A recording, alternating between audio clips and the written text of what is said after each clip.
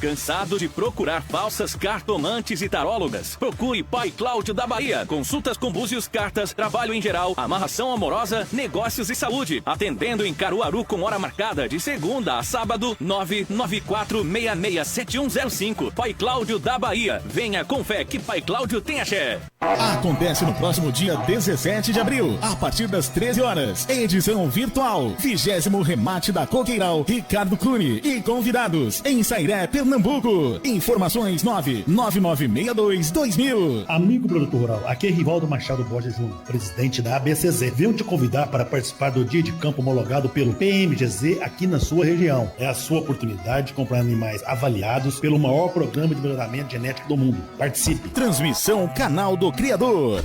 Rádio Cultura. Rádio Cultura. Rádio do jeito que você gosta.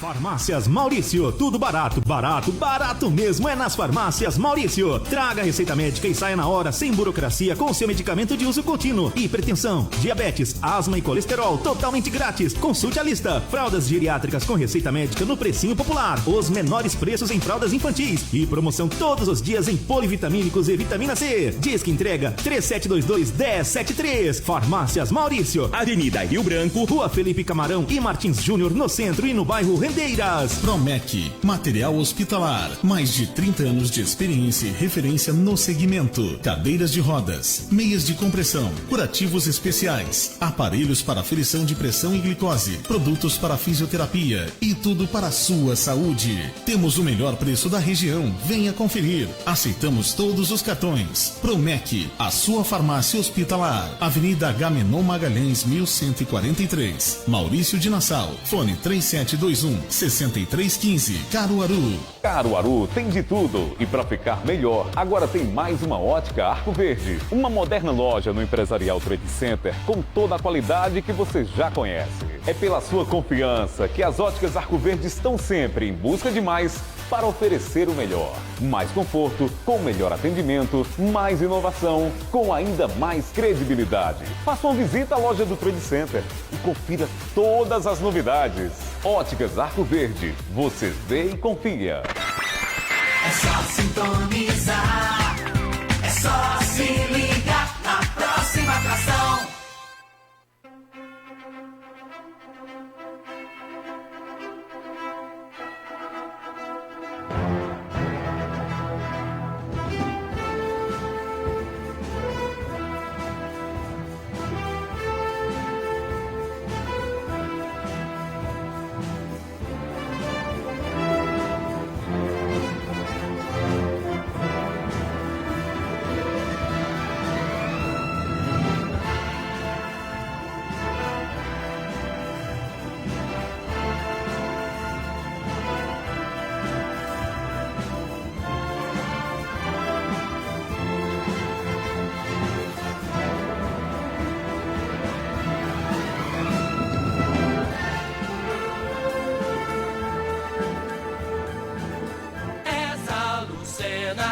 São 10 horas, 7 minutos em Caruaru, 10 horas, 7 minutos ao vivo.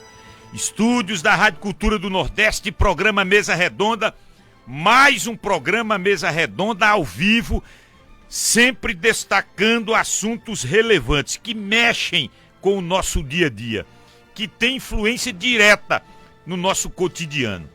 Mesa Redonda com os parceiros de qualidade. Óticas Arco Verde. Está precisando de óculos, lentes e armações das melhores marcas? Óticas Arco Verde. 62 anos de credibilidade, você vê e confia. E onde ficam as Óticas Arco Verde? Deixa eu te falar. Vigário Freire, onde tudo começou. Avenida Agamenon Magalhães. Empresarial Agamenon. E agora Óticas Arco Verde, em frente ao EMOP. No Maurício de Nassau Trade Center. Alô, Dácio Filho, Deisilene, toda a equipe. Promec, a Casa dos Milagres, a sua farmácia hospitalar. Cadeiras de rodas, meias de compressão, curativos especiais, EPIs, tudo para sua saúde tá na Promec. É aquele prédio verde e rosa de 5 andares da Avenida Agamenon Magalhães. 3721-6315. Ademilton Góes, toda a sua equipe na sintonia. Farmácias Maurício, tudo barato, barato, barato. Barato mesmo, nas Verdinhas. Farmácias Maurício. É a entrega mais rápida de Caruaru. 3722-1073. Você liga, faz o seu pedido, conversa com o pessoal do atendimento, diz o que é que está precisando nas Farmácias Maurício. Responsabilidade social. Toda sexta-feira, última sexta-feira de cada mês, as Farmácias Maurício e o programa Mesa Redonda entregam uma cadeira de rodas para pessoas com dificuldade de locomoção. Isso é ação solidária das Farmácias Maurício. E tem uma novidade. Farmácias Maurício agora na Rua da Matriz. Rua da Matriz, do lado do Palácio do Bispo. Na Felipe Camarão, na Martim Júnior, Rua dos Correios. E na Cidade das Rendeiras. Bom dia, Tavares Neto. Bom dia, ouvinte da Rádio Cultura, e aquele abraço para o doutor, o meu amigo Ademilton Góes, seu irmão Antônio Góes e a digníssima esposa dele, do Ademilton Góes, que é a doutora Geisa Lira. Aquele abraço para eles. O programa vai ser muito bom hoje, porque, veja, as pessoas ficam perguntando como o prefeito aplicar as verbas. Estamos aqui daqui a pouco com um especialista no setor, que é o Bernardo Filho. Mestre em administração pública. Vai ser muito bom para esclarecer a opinião pública. A doutora lá é a doutora Gesana Lira, esposa do Ademilton Góes. Olha, você vai participar do CGN no Facebook, pode mandar tua mensagem no Facebook. Nós estamos com imagens ao vivo, originadas aqui dos estúdios da Rádio Cultura do Nordeste, ou pelo WhatsApp, o 8109-1130. 8109-1130 é o WhatsApp mais acessado em um programa de rádio de todo o estado de Pernambuco, de ponta a ponta. Muito obrigado pela preferência. Vamos cumprimentar o nosso entrevistado, Bernardo Filho, mestre em administração pública, homem que conhece quando o assunto é recurso, sobrevivência dos municípios e como da aplicabilidade legal desses recursos. Quero agradecer por ter aceito o convite para estas 2 horas, não, 1 hora e 50 minutos, estar conosco nesta manhã para uma discussão tão importante. Bernardo Filho, muito bom dia. Bom dia, César. Bom dia a todos da Rádio Cultura. Bom dia, Tavares, de quem eu sou particularmente fã, e disse a ele quando cheguei aqui na rádio hoje de manhã que eu convivo com ele habitualmente desde 2009 e ele não envelheceu 1 milímetro sequer, continua rigorosamente do mesmo jeito. César, é um prazer, e quando eu estava ouvindo a chamada da Rádio Cultura, eu confesso que fiquei assustado com a carga de responsabilidade que você colocou no dia de hoje, né? Mas eu espero, você citou algumas vezes aí a questão da titulação acadêmica, do fato de eu ser mestre em administração pública, mas eu ressalto que nada nos dá mais conhecimento do que a convivência diária com os problemas da administração pública. O cotidiano das prefeituras, as dificuldades que a gente enfrenta, os problemas que são encontrados em gestões que estão saindo, em gestões que estão chegando, e esse cotidiano é o que nos leva a eventualmente contribuir com toda a audiência da Rádio Cultura, que não é pouca, e eu sou um ouvinte também assíduo, e especialmente esse programa é um programa de extrema relevância, porque eu costumo dizer numa linguagem bem popular, aqui não se conversa besteira, aqui só se conversa assunto sério. Exatamente assim. Quando mexe, quando há interesse, quando há relevância, a gente traz para discutir aqui no programa Mesa Redonda, mas a gente também tem essa parceria com grandes estudiosos, com grandes práticos, porque também não é, você frisou corretamente, a praticidade, ela dispensa muitas vezes a titulação. Então, você vive na prática, você está no dia a dia nessas gestões municipais. E como uma primeira pergunta, eu quero crer que já tenha feito essa fala contigo, Bernardo, mas como a gente está com muita gente de prefeituras vizinhas aqui, onde a gente tem audiência, a gente tem uma audiência aqui em Bezerros. Alô, prefeita! Luciela em Bezerros, aqui em Riacho das Almas. Alô, Diofilho, prefeito de Riacho das Almas. Aqui em Toritama, alô, Edilson. Aqui, Josué Mendes, grande Josué Mendes aqui em Agrestina. E quando a gente anunciava a sua vinda para cá, eu digo, vai ser uma consultoria gratuita, né? Nós vamos estar apresentando no programa uma consulta de graça Escala esse pessoal, esse secretário de administração aí, para que eles possam estar antenados. Então essa pergunta sempre cabe. Do que sobrevive quando o assunto é gestão pública um município? O município ele não tem roçado, ele não tem 1.000 hectares de soja, ele não tem petróleo. Eu digo aqui no Agreste, aqui não tem nenhum posto de petróleo em nenhum município aqui. Não sei se na história Tavares Neto lembra que algum município aqui jorrou petróleo. Não tem. Não tem aqui prata nem ouro. Os portugueses levaram isso daqui faz tempo. Então, o que é que esses municípios sobrevivem? Quais são os impostos e os recursos daquele bolo, aquela fatia de impostos que é arrecadada no país e que é dividida com os seus entes, União, Estados e municípios. De que sobrevive uma gestão pública, meu caro Bernardo Filho? Bom, nós temos 3 níveis de entes federativos no Brasil, como todos já conhecem, é um assunto comum, que são municípios, estados e distrito e União, né? O Distrito Federal é considerado um ente misto aí, que ele tem características de município, mas também características de estado. Bom, na União, durante muito tempo, hoje mudou de nome, né? Mas antigamente era Ministério da Fazenda. Era. Aqui no estado, sempre também foi chamado Secretaria da Fazenda. No município tem um costume diferente, dá-se uma nomenclatura diferente, que é Secretaria de Finanças. Então, tem essa sutileza. Por quê? Fazenda vem de fazer, é o lugar onde se faz, é na fazenda. E o município, assim como todos os entes da federação, ele sobrevive essencialmente do recolhimento de impostos, separados por sua competência, né? A União tem a competência para recolher os impostos federais, especialmente o imposto de renda retido na fonte, o imposto de renda retido na fonte já pertence ao município, né? Já fica dentro do próprio município. Dentro do próprio município. Então, existem os impostos de competência federal, que ele arrecada, existem os impostos de competência estadual e também os impostos de competência municipal. Eu queria começar por baixo, César, começar pelos municípios, porque nós temos um grande problema na nossa federação, que é o fato de a Constituição Federal tratar todos os municípios de maneira absolutamente e rigorosamente igual.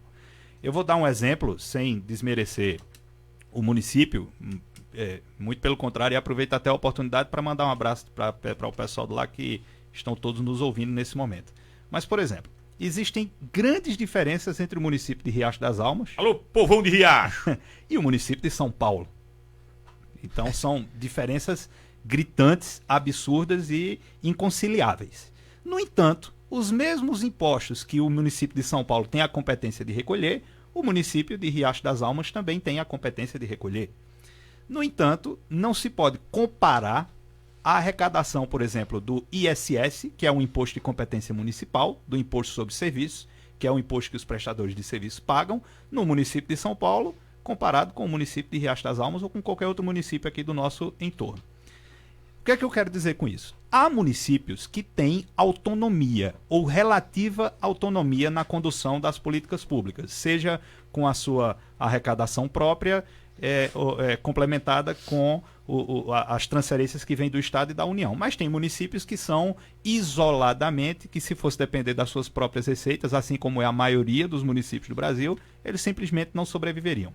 É aí onde entra a participação de um conceito que às vezes a gente esquece, que é o conceito de união. A gente se refere muito ao governo federal, mas eu queria trazer o conceito de união. Significa dizer, todos os municípios contribuem para o bolo da arrecadação. Todos os municípios desenvolvem atividades econômicas que devem gerar riquezas e essas riquezas devem ser efetivamente distribuídas. É aí onde entra o fundo de participação dos estados, onde os estados recebem a sua parcela de arrecadação, e o fundo de participação dos municípios, que a maioria dos municípios hoje sobrevive especialmente dessa receita, e também a arrecadação própria dos municípios, né? Então, o município vive hoje essencialmente da arrecadação própria, da parcela da arrecadação que vem do Estado, o município tem uma participação do ICMS que vem do Estado, e também o famoso fundo de participação dos municípios que vem, exato, do FPM, que vem da parcela da União. Sendo, César, que a gente, e me permita já ingressar nesse assunto, a gente está enfrentando um problema sério e eu queria chamar a atenção até para o nome da doença. É Covid-19. Significa dizer que a doença chegou no ano de 2019, ela foi descoberta no ano de 2019. E nós estamos agora no ano de 2021, ainda enfrentando essa mazela que está atingindo o mundo todo. Então, o município, ele não é empresário. O Estado não é empresário. O governo federal não é empresário. Nós sobrevivemos da arrecadação da atividade econômica. Então, imagine que o coronavírus, essa pandemia que nós estamos enfrentando, ela tem efeitos não apenas na questão da saúde, mas também traz efeitos econômicos extremamente graves. E eu não estou aqui querendo trazer uma falsa dicotomia entre economia e saúde. Não, eu acredito que as duas precisam ser igualmente cuidadas.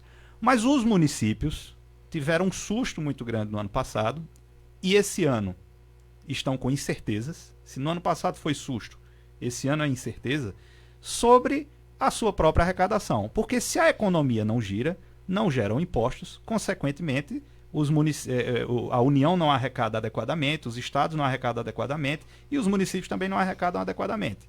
Então a gente tem uma preocupação no ano passado, a gente teve essa preocupação no ano passado, mas teve uma medida correta que foi adotada pelo governo federal, que a gente pode aprofundar um pouco mais na frente, mas esse ano a gente está ainda caminhando por uma série de incertezas, porque se a economia não girar, o município não arrecada. Então a gente pode ter uma reação em cadeia que pode levar a sérios danos mais para frente. Repito, não estou defendendo a abertura geral e restrita da economia.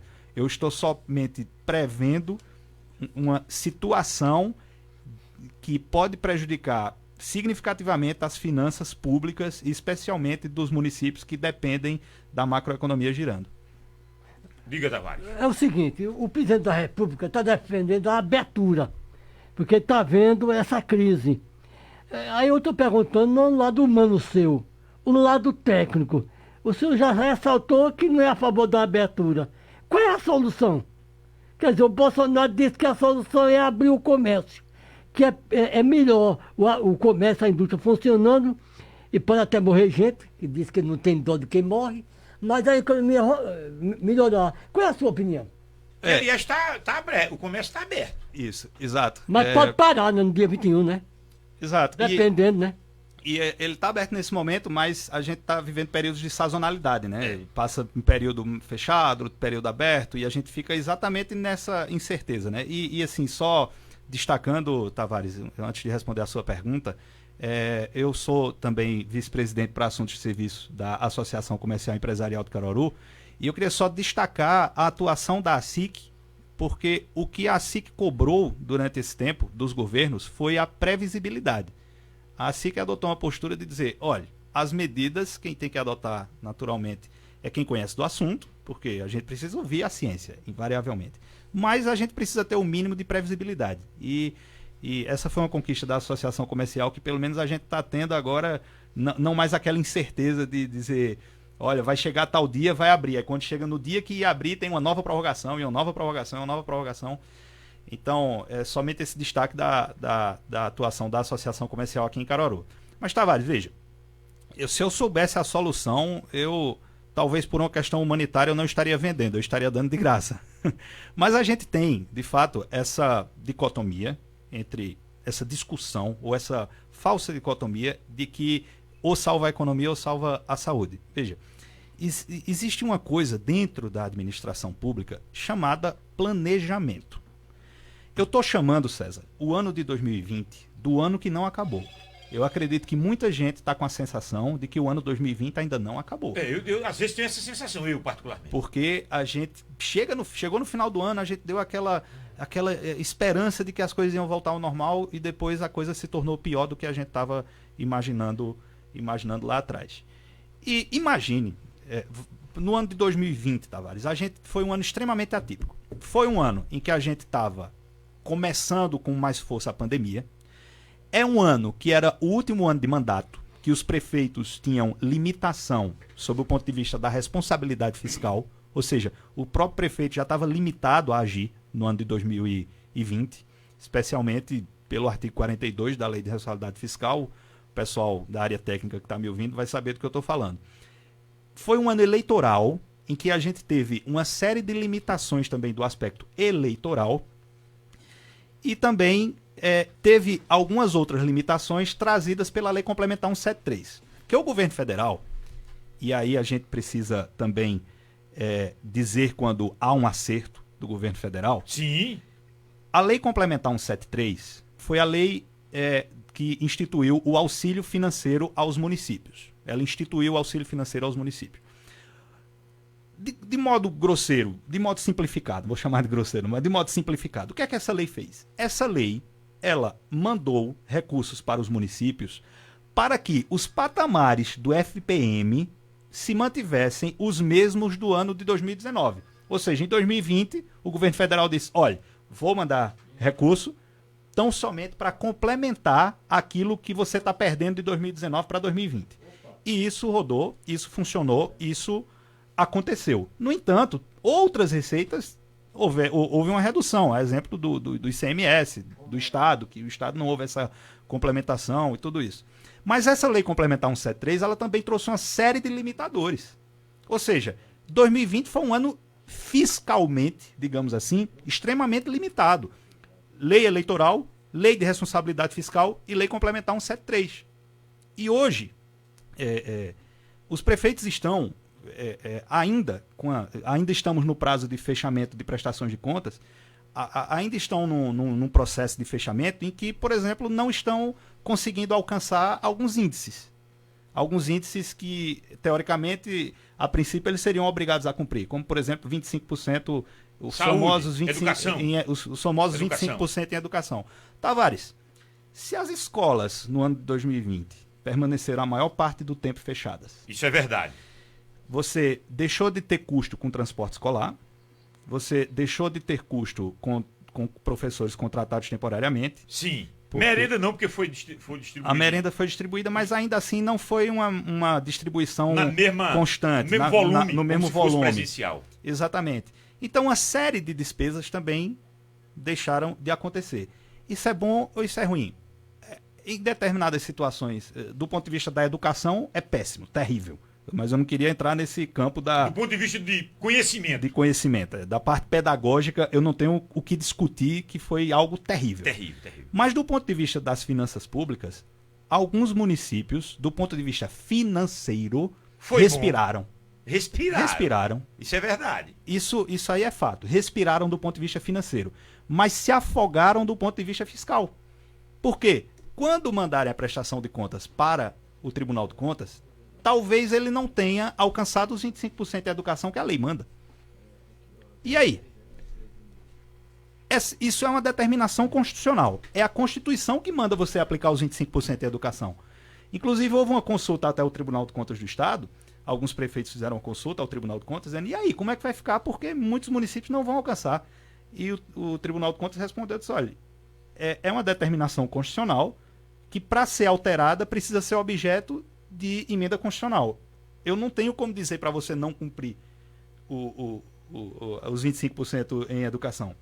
Então a gente está nessa sinuca. E eu estou dando esse exemplo, César, para você mostrar que o cobertor é curto. Para mostrar que o cobertor é curto. Às vezes você resolve um problema financeiro e cria um problema fiscal. Às vezes você resolve um problema fiscal e cria um problema financeiro. Sem contar os problemas orçamentários, né, que já está dentro da mesma órbita, mas são situações um pouco diferentes. Então, veja, Tavares, respondendo agora, tentando de forma mais pragmática a sua pergunta. Eu não vejo essa dicotomia entre saúde e economia. Elas precisam caminhar lado a lado. Agora, eu citei 2020 como o ano que não acabou, porque em 2020 se justifica a gente não ter um planejamento, porque a gente estava lidando com um inimigo invisível, com um inimigo que o mundo não conhecia, com um inimigo que o mundo ainda estava estudando e um inimigo que a gente não sabia o comportamento dele. Hoje a gente ainda não conhece, mas a gente tem bons nortes, a gente sabe para onde ele vai. Então eu entendo que faltou, e isso com reflexos imediatos nos municípios, faltou um planejamento nacional no sentido de preservar a economia e preservar também as vidas. Existem mecanismos para isso. Faltou uma coordenação, uma cabeça coordenando isso, Bernardo? César, eu vou dar-lhe um exemplo que você vai compreender a gravidade do negócio. Eu dei vários adjetivos aqui para a pandemia do coronavírus. Desconhecido, forte, enfim, era algo que o mundo não conhecia.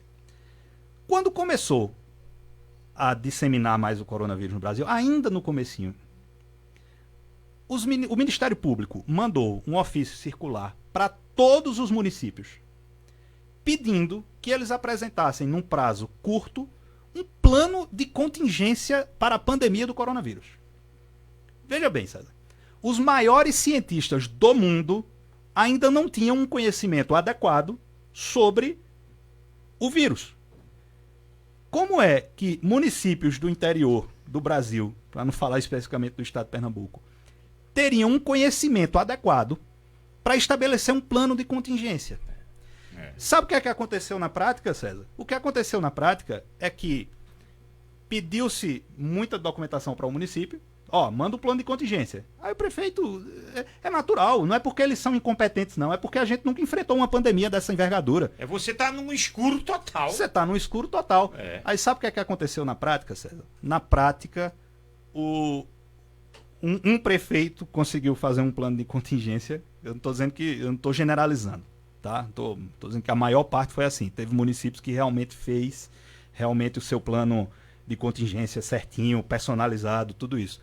Mas é muito raro você encontrar técnicos especializados em pandemia de proporções globais. Onde é que a gente acha? Eu diria que eu diria que dos 5.300 municípios, 5.000 não tem. Exato. Tranquilamente. Você está sendo generoso. Vamos analisar. 300 teria um profissional, um infectologista, um pesquisador. Quais são esses municípios onde essas universidades estão atuando? Então, aí na prática, um prefeito fez, bem feitinho, aí os outros saíram copiando, colando e colocando as suas adequações, as suas personalizações. Mas me diga uma coisa, César, para que se viu esses planos de contingência feitos a toque de caixa nos municípios? Para nada, absolutamente nada. E aí, Tavares, onde faltou um comando nacional. Porque se os municípios não têm, como ninguém tem, eu não estou diminuindo os municípios do Brasil, ninguém tem conhecimento profundo sobre pandemia global, mas tem os estudiosos, os acadêmicos, que pelo menos supõem o que pode acontecer. E onde é que estão essas pessoas? Nas universidades. Essas pessoas, inclusive, as universidades tiveram um grande destaque nessa pandemia, porque graças a elas a gente está com conhecimento mais aprofundado em tudo isso, inclusive com vacina, né? Demorando um pouquinho a chegar, mas pelo menos a vacina existe. Então, faltou, Tavares, um plano nacional para dizer, olha, municípios com X mil habitantes, você deve tratar dessa forma. Município com Y mil habitantes, você deve tratar dessa outra forma. Isso com algo que fosse, digamos, cientificamente estabelecido. E não cada prefeito ou cada secretário de saúde fazer da forma como estava na sua cabeça, porque foi o que aconteceu. Aí me diga uma coisa. Temos dados estatísticos das barreiras sanitárias que foram feitas no município? Não existe dado Enquanto estatístico. o município dava uma borrifada no pneu, o outro apregava um adesivo. Já o outro dava uma máscara, o outro colocava álcool em gel, o outro o termômetrozinho para ver a temperatura. Agora isso tudo muito solto, muito aleatório, sem essa amarração. Baratas tontas. Porque foi cobrado dos prefeitos um conhecimento que ninguém tinha. E, César, e quem cobrou desses prefeitos? Olha, eu preciso fazer alguns destaques aqui. Tá? Eu não condeno, eu citei esse exemplo que aconteceu, mas eu não condeno em absoluto nenhum órgão de controle, porque era algo que estava todo mundo um pouco ainda sem saber o que fazer. E muitos, César, estavam um pouco assustados de pecar por omissão. Porque a gente sempre escuta. E o Tribunal de Contas não vai fazer nada? E o Ministério Público não vai fazer nada? E o Ministério Público Federal não vai fazer nada? Então, esse tipo de cobrança existe. Mas é porque ninguém conhecia. Mas eu preciso registrar que, pelo menos nos municípios em que eu atendo, o Ministério Público, não obstante essas ordens que vieram mais de cima, mas os promotores locais foram muito tratáveis com os prefeitos, compreendendo a situação e trabalhando em conjunto. Isso aconteceu, pelo menos nas experiências que eu tive. Pode ter alguma distorção por aí, mas nas experiências que eu tive sempre trabalharam de forma muito coesa, principalmente quando perceberam a gravidade da situação. Mas isso não impediu que algumas situações interessantes acontecessem. Vou lhe dar um exemplo de 2 municípios em que um prefeito decidiu tomar uma medida e outro prefeito decidiu tomar outra medida. E os órgãos de controle questionaram as duas.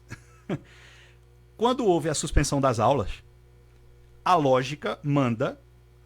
Eu não estou falando aqui, porque eu costumo dizer o seguinte, olha, prefeitura não é filantropia, prefeitura é gestão, é administração, não é para fazer filantropia. Quando houve a suspensão das aulas, muitos professores têm vínculos de contrato temporário. E aí, alguns prefeitos me consultaram, dizendo o que fazer com esse pessoal dos contratos temporários. Eu digo, olha, juridicamente, a situação que levou à contratação deles não existe mais, que são as aulas. Se as aulas foram suspensas, a lógica jurídica manda que os contratos fossem suspensos. Um determinado município, o prefeito acatou e suspendeu os contratos.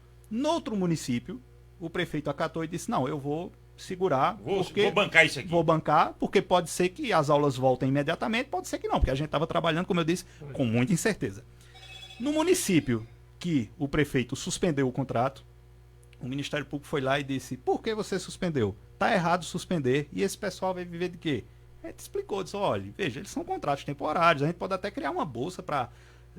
mas não sobre o vínculo de contrato temporário, não sobre a folha de pagamento. Esse foi o município. No outro município que o prefeito decidiu bancar, o próprio Ministério Público chegou e disse, olha, tem que tirar esse pessoal. Rapaz. Então, assim, foram situações que a gente viveu, mas, repito, isso era em cima da plataforma da incerteza.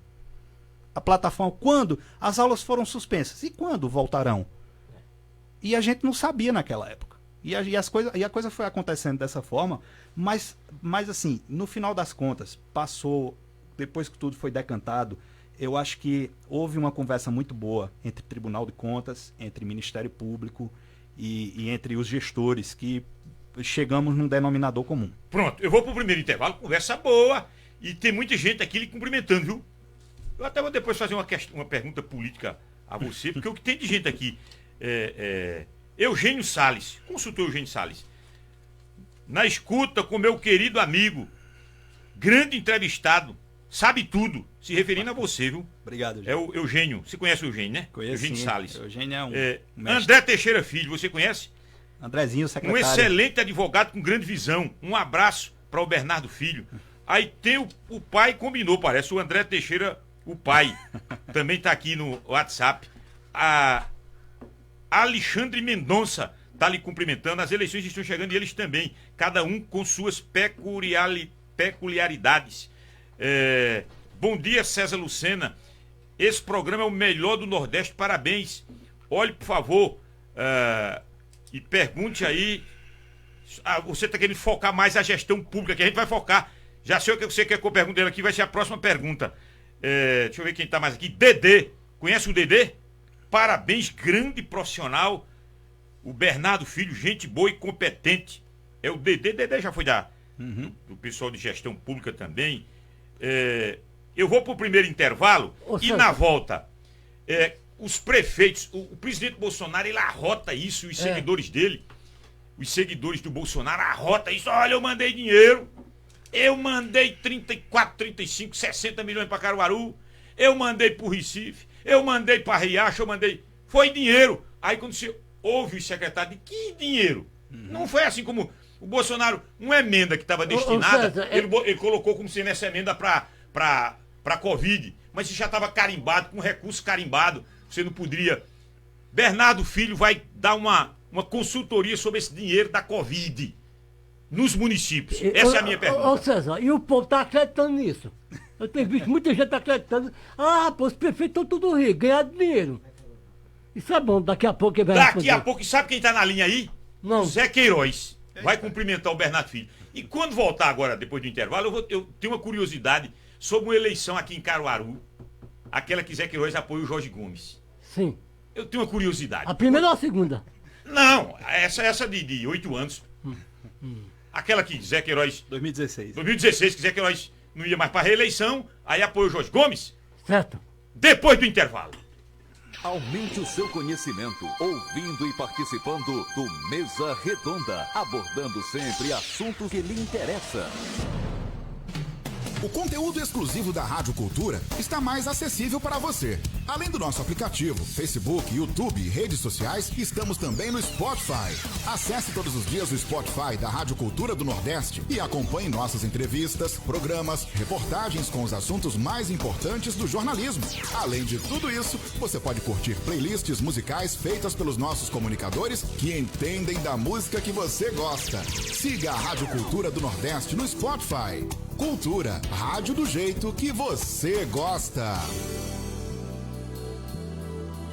Farmácias Maurício, tudo barato, barato, barato mesmo é nas Farmácias Maurício. Traga a receita médica e saia na hora, sem burocracia, com seu medicamento de uso contínuo. Hipertensão, diabetes, asma e colesterol, totalmente grátis. Consulte a lista. Fraldas geriátricas com receita médica no precinho popular. Os menores preços em fraldas infantis. E promoção todos os dias em polivitamínicos e vitamina C. Diz que entrega 3722-1073. Farmácias Maurício, Avenida Rio Branco, Rua Felipe Camarão e Martins Júnior, no centro e no bairro Rendeiras. Promec, material hospitalar. Mais de 30 anos de experiência e referência no segmento. Cadeiras de rodas, meias de compressão, curativos especiais, aparelhos para aferição de pressão e glicose, produtos para fisioterapia e tudo para a sua saúde. Temos o melhor preço da região. Venha conferir. Aceitamos todos os cartões. Promec, a sua farmácia hospitalar. Avenida Agamenon Magalhães, 1143. Maurício de Nassau. Fone 3721-6315,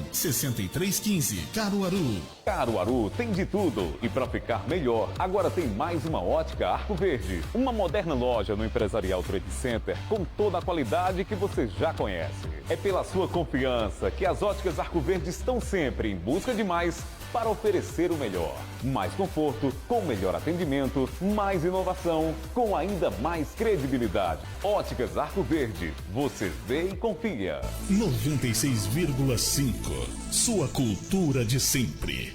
Você está ouvindo Mesa Redonda, o programa de debates mais credibilizado da região. Mesa Redonda. 10 horas 41 minutos em Caruaru. É muita gente participando, pai. Nunca vi tanta gente. Edmilson Lourenço, da Associação das Oficinas, ex-presidente das oficinas. Edmilson Lourenço, tá mandando um abraço pra você, Bernardo Filho. Mas nós estamos na linha Edmilson com o deputado Zé Queiroz. E ex-prefeito 4 vezes. Do PDT, Bernardo é do PDT. Eu tenho uma dúvida pra tirar com o Zé Queiroz, já que os dois vão estar agora ao vivo aqui nos estúdios. O Bernardo Filho e por telefone o Zé Queiroz. Eu tenho uma dúvida, mas, pois não, deputado Zé Queiroz, lhe cumprimento e você nos dá a honra de ouvi-lo nesse Mesa Redonda. Você gosta muito assim do Bernardo Filho, bom dia. Bom dia, César. Evidentemente que tenho uma estima muito especial do Bernardo. E ele me faz recordar uma coisa aí com essa entrevista. Ele que é doutor em administração agora, respeitado no estado todo, do tempo que nós o convidamos para ser secretário de administração. E olha, ele foi o mais jovem deputado da história de Pernambuco, as prefeituras. E nos enriqueceu com os seus conhecimentos e a sua dedicação e lealdade. Aliás, o meu time, César, me permita, meu time estava na cabeça do povo. Doutor Osório, Luiz de Caroline, Bruno Lagos, Alexei, Lúcia Lima, que a pandemia levou, doutor Vera, Aldo Arruda, Elba. Eu vou ficar só nesse, não é por falta de lembrança, é porque aí o momento não dá para a gente botar o nome de todo mundo. Mas se você me permite, César, o seu programa está me dando a oportunidade de cumprimentar um grande amigo meu que faz tempo que eu não vejo, Edmilson Lourenço. Edmilson, um abração. Edmilson. Lá da rua Zé Mariano. Isso. Coisa boa, rapaz. É a oportunidade de cumprimentar Edmilson das oficinas. Um abraço para você. Pois bem, eu estou ligando, César, para cumprimentar esse companheiro, porque ele pode falar para você de administração. Ele conhece, ele é doutor em administração, tem sensibilidade e procura caminhos novos para os municípios, né? E agora o Bernardo tocou no assunto que eu não deixo de falar. Me permita, eu tenho que falar. Ele disse que não se separam economia e restrições à atividade. Eu queria te dizer, Bernardo, o seguinte: a última vez que Pernambuco estava sob gestão, funcionavam as atividades essenciais todas, funcionava o setor industrial, funcionava também o setor de construção civil, que é industrial, imenso, fortíssimo. Logo, era um misto de atividade econômica e pandemia, e restrições. Mas é bom lembrar que foi na Câmara Federal, o Rony Queiroz participou, que nós tivemos a aprovação de muitas ajudas para esses setores econômicos que não ficaram funcionando. Ajudas substanciais, de empréstimo, de estímulos, de isenções, de prorrogação de impostos, etc. Então, é só saber fazer o ajuste, porque, na verdade, a pandemia está pedindo para que a gente tenha prudência, porque passou de 4 mil mortos por dia, já chegamos a 341 mil cadáveres, dá para o Brasil chorar e chorar todo dia, previsão de chegar a 600 mil mortes, e tem aí países que estão nos dando aulas, lições de como fazer lockdown. Portugal é um exemplo. Mas não vamos para Portugal não, viu, Bernardo? Vamos ficar aqui em Araraquara, fez um lockdown para valer, e agora está abrindo terça e quarta, não tinha registrado uma única morte às 48 horas. Ou seja, o lockdown é necessário, dizem que não é, fazem charme, é necessário. E o lockdown no Brasil não é lockdown, é um ajuste de atividade só. Mas, Bernardo, eu vou ficar à disposição de César, porque ele disse que tinha uma pergunta a fazer a mim, eu vou deixar. Que a vontade é falar, mas o entrevistado é você. Um prazer imenso e abraçar mais uma vez você que foi uma revelação como secretário e é uma revelação como cidadão, como técnico e como uma pessoa de qualidade. Você pode ficar escutando. Do Bernardo pai para o Bernardo filho, que eu tenho o prazer de ter os dois no rol das minhas melhores amizades. Eu vou lhe convocar para continuar escutando o programa, mas a pergunta que eu tinha para fazer, Queiroz, é para que a gente pudesse publicitar isso aqui, de que naquela eleição de 2016, você tinha o Bernardo Barbosa como candidato e aí não houve consenso no grupo naquela oportunidade, o PSB não deixou e você teve que apoiar Jorge Gomes, que acabou amargando a 4ª colocação naquela eleição. De fato, Bernardo foi convidado, você tinha esse viés de ter o Bernardo Filho como candidato à sua sucessão? Olha, César, não era propriamente convidado para ser candidato. Bom, saudável é que eu tenho um diálogo muito franco com o Bernardo e nós analisamos situações. E entre as situações, o nome dele, na mesa, eu e ele, foi ventilado. E ele me mostrou razões plausíveis, razões que qualquer um tem que aceitar, e que ele estava numa rota de atividades profissionais e de aperfeiçoamento de cursos, que não lhe permitiam juntar as duas coisas naquele momento. E ele me disse, com toda franqueza de amigo, que e o pai dele gostaria que acontecesse, que ele não podia optar politicamente naquele momento. Foi isso. Não podia optar. Mas não foi que eu quisesse ele como candidato para Jorge não ser, porque Jorge era o meu candidato. Eu queria ter a certeza que o Bernardo podia ser uma opção para a política, uma renovação de quadros espetacular. E ele disse que na hora certa ele também sonha, e pode ser. Agora, eu concordo, respeito que há um compromisso tão forte com o lado profissional, tanto dele como do pai, Bernardo Barbosa pai, né, que a gente tem que compreender. Né?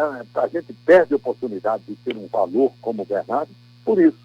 E eu respeitei naquela hora, continuo conversando com ele politicamente, é uma pessoa que acompanha o Brasil e o mundo, eu gosto disso, eu acompanho o Brasil e o mundo.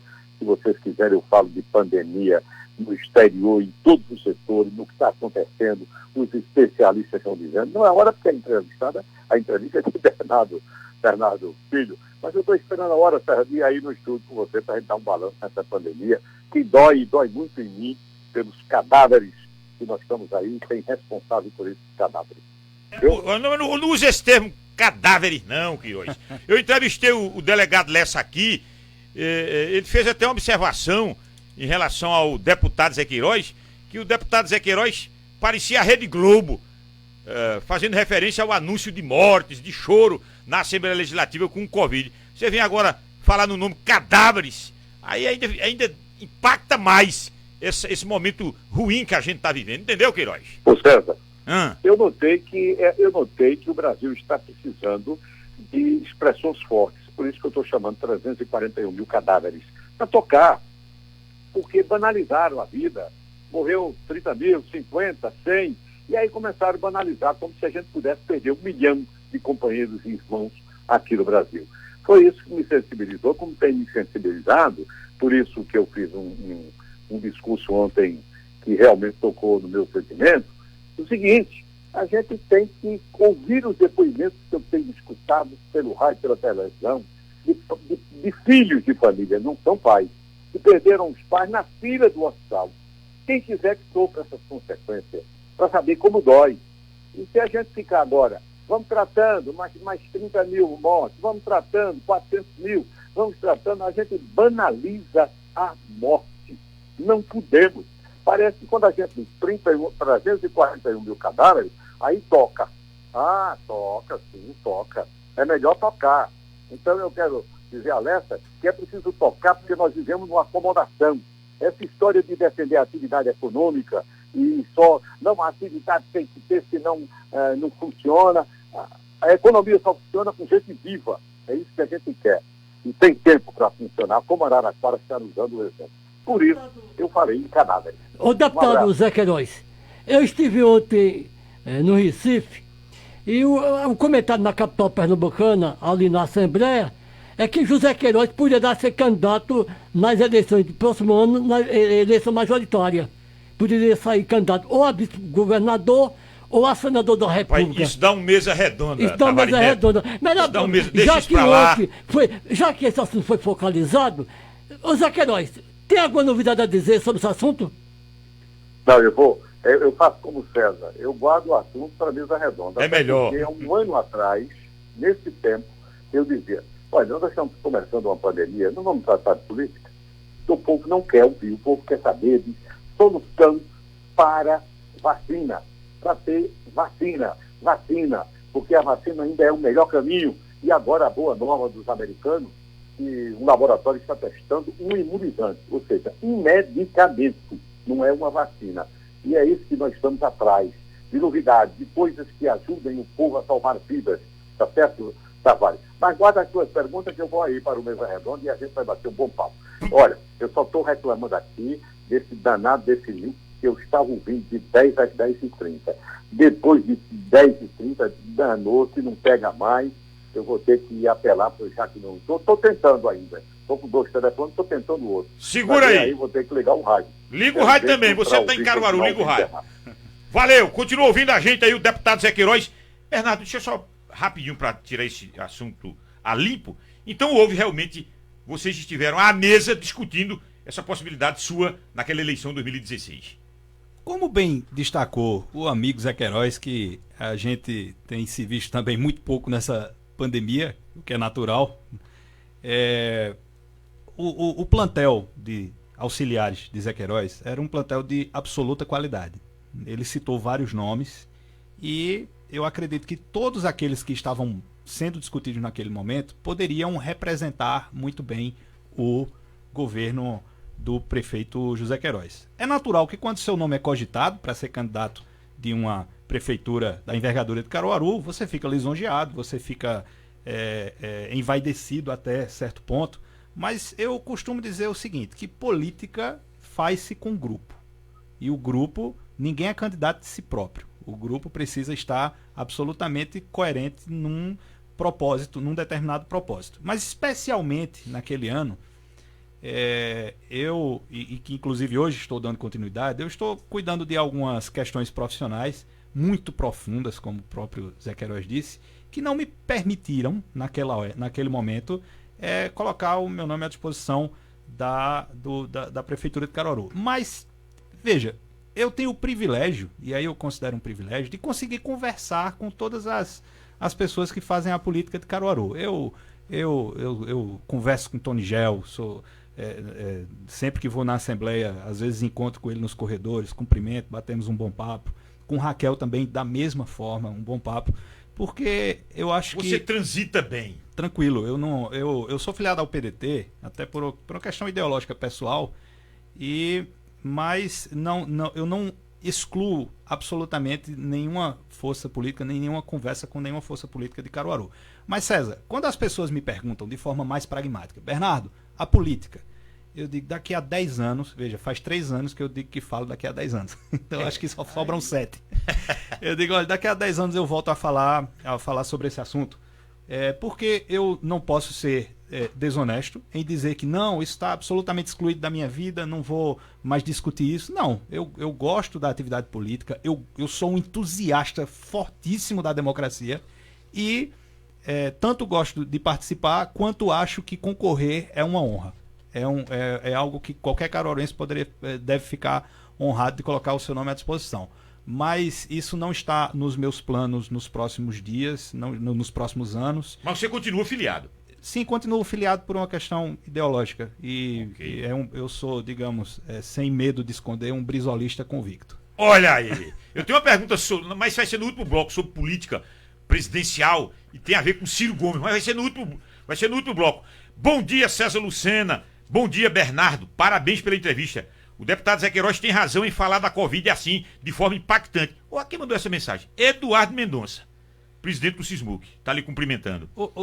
César, só eu queria ratificar também a posição de Eduardo e a posição do Zé Queiroz, porque eu acho o seguinte: as pessoas hoje tomaram uma postura que eu acho muito arriscada. É a postura de dizer, eu não assisto mais jornal, eu não escuto mais rádio, eu não faço mais isso, porque está me fazendo mal. Veja, eu estou chamando isso de alienação voluntária.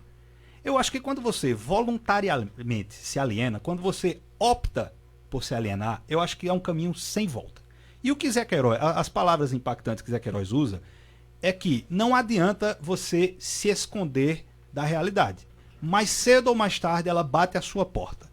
E eu queria aqui, César, que foi algo que me tocou profundamente, falar do falecimento da minha querida amiga Lúcia Lima. Inclusive fiz alguns programas mesa redonda, exatamente onde você está sentado aí com a Lúcia e quanto tempo ela passou ali na presidência da Fundação de Cultura. Sinceramente também foi uma morte que eu fiquei surpreso.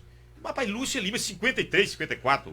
56 anos. 56 anos, jovem, um aspecto de muita saúde. Exato. Que vírus miserável, rapaz. Exato. E foi algo que me tocou profundamente, porque foi exatamente isso que eu pensei. Eu disse, quem está negando não está vendo a realidade batendo a porta.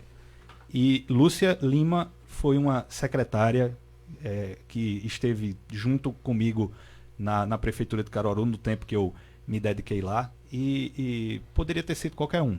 Infelizmente, foi a minha querida amiga Lúcia Lima. Então, essa forma impactante de falar da pandemia, ela precisa existir, porque a alienação voluntária não é solução. Parece até que a gente está relativizando, né, Bernardo? Exato. Enterro 4 mil, não vamos chorar por isso não, enterra e pronto. Exatamente. Não foi nenhum parente seu, quando for um parente seu, você muda de ideia. César, Jamerson Villanova, parabenizar o amigo Bernardo Filho pelos esclarecimentos sempre muito coerentes. Jamerson Villanova, esse pessoal que está participando aqui, todo mundo amigo seu, Bernardo? Você conhece esse? Eu espero que sim.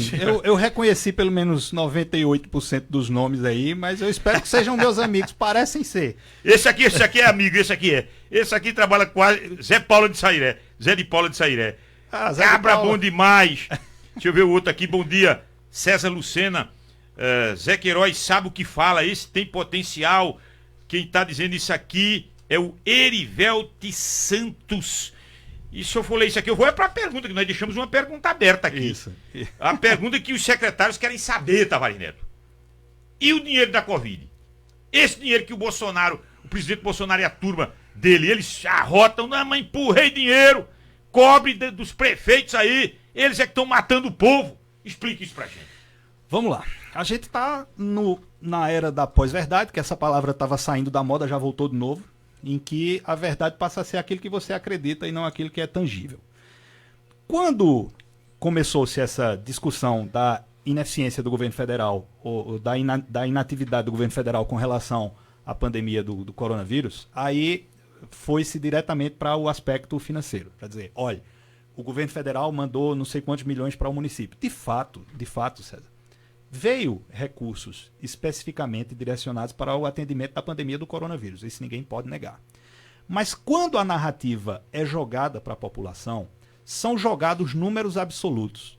da receita que já viria naturalmente para o custeio da saúde. Independentemente de Covid. Independentemente de Covid. É bom você dizer isso. Então, quando esse alarde é feito, especialmente nas redes sociais, para dizer que foi mandado bilhões para os municípios, ele deveria, por uma questão até de transparência e urbanidade e postura republicana, abater aquilo que não é direcionado especificamente para o Covid. Mas ainda assim, César, mandar dinheiro de forma não planejada é literalmente jogar dinheiro no lixo, literalmente jogar dinheiro no esgoto. Veja, essa palavra está sendo muito esquecida dentro da administração pública e às vezes uma pessoa ou outra diz uma coisa que é absolutamente errada, que diz o seguinte: o orçamento é uma peça de ficção.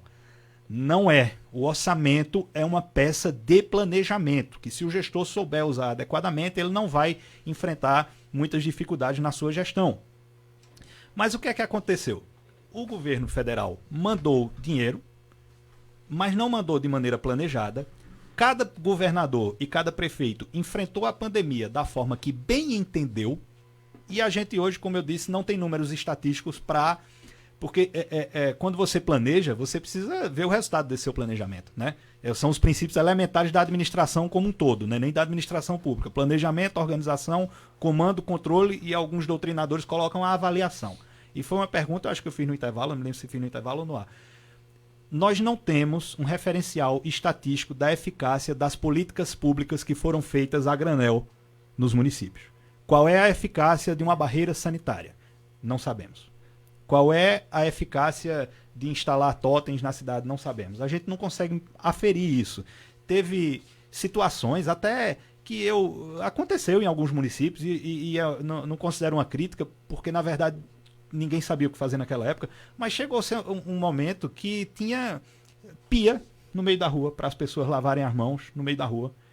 Que é uma coisa que quando você olha para o passado recente e olha assim, rapaz, será que isso tem alguma eficácia? Eficácia, eu fico sempre me perguntando. Ou será que isso pode eventualmente ser mais um vetor de transmissão do vírus? A gente sabe disso, não sabe. Ô Bernardo, eu chegava em Riacho, ano passado em Riacho, e danou-se. Quando a gente entrava em Riacho, aí dava um banho nos pneus. Eu digo, mas pera, é o pneu que está com Covid ou sou eu que estou com Covid? Se eu tiver com a Covid, o que é que tem a ver esse banho nos pneus do meu carro? Se eu estou entrando no município, eu estou levando a Covid, César, não é o pneu que está levando, sou eu. César, eu fui em Limoeiro, meu carro foi lavado 3 vezes. Então você está dizendo, Bernardo, que muitas vezes o prefeito agiu, coitado, também sem entender muito o que estava fazendo. Isso aconteceu. E outra coisa, César, eu vou falar um pouco depois disso, eu vou me ater ao SUS. Veja, SUS também é uma palavra que ela devia estar mais junto da pandemia. O SUS, o Sistema Único de Saúde, devia estar mais junto da pandemia. Mas como a gente teve essa coisa desregrada nas medidas de contenção do coronavírus, parece que deixou de existir a palavra único no sistema de saúde. Porque é Sistema Único de Saúde. É um só, era para ser um só. E a solução, César, desde o começo, estava na lei do SUS. A lei do SUS, ela disciplina muito claramente quais são as competências da União, a competência dos estados e a competência dos municípios. Em matéria de vigilância epidemiológica, veja, aí você vai entender a lógica do Supremo Tribunal Federal, quando o Supremo decidiu dessa forma. A lógica é, compete à União executar, numa parcela menor, e planejar em matéria de vigilância epidemiológica. Ou seja, a competência de planejamento em uma parcela muito pequena da execução compete à União.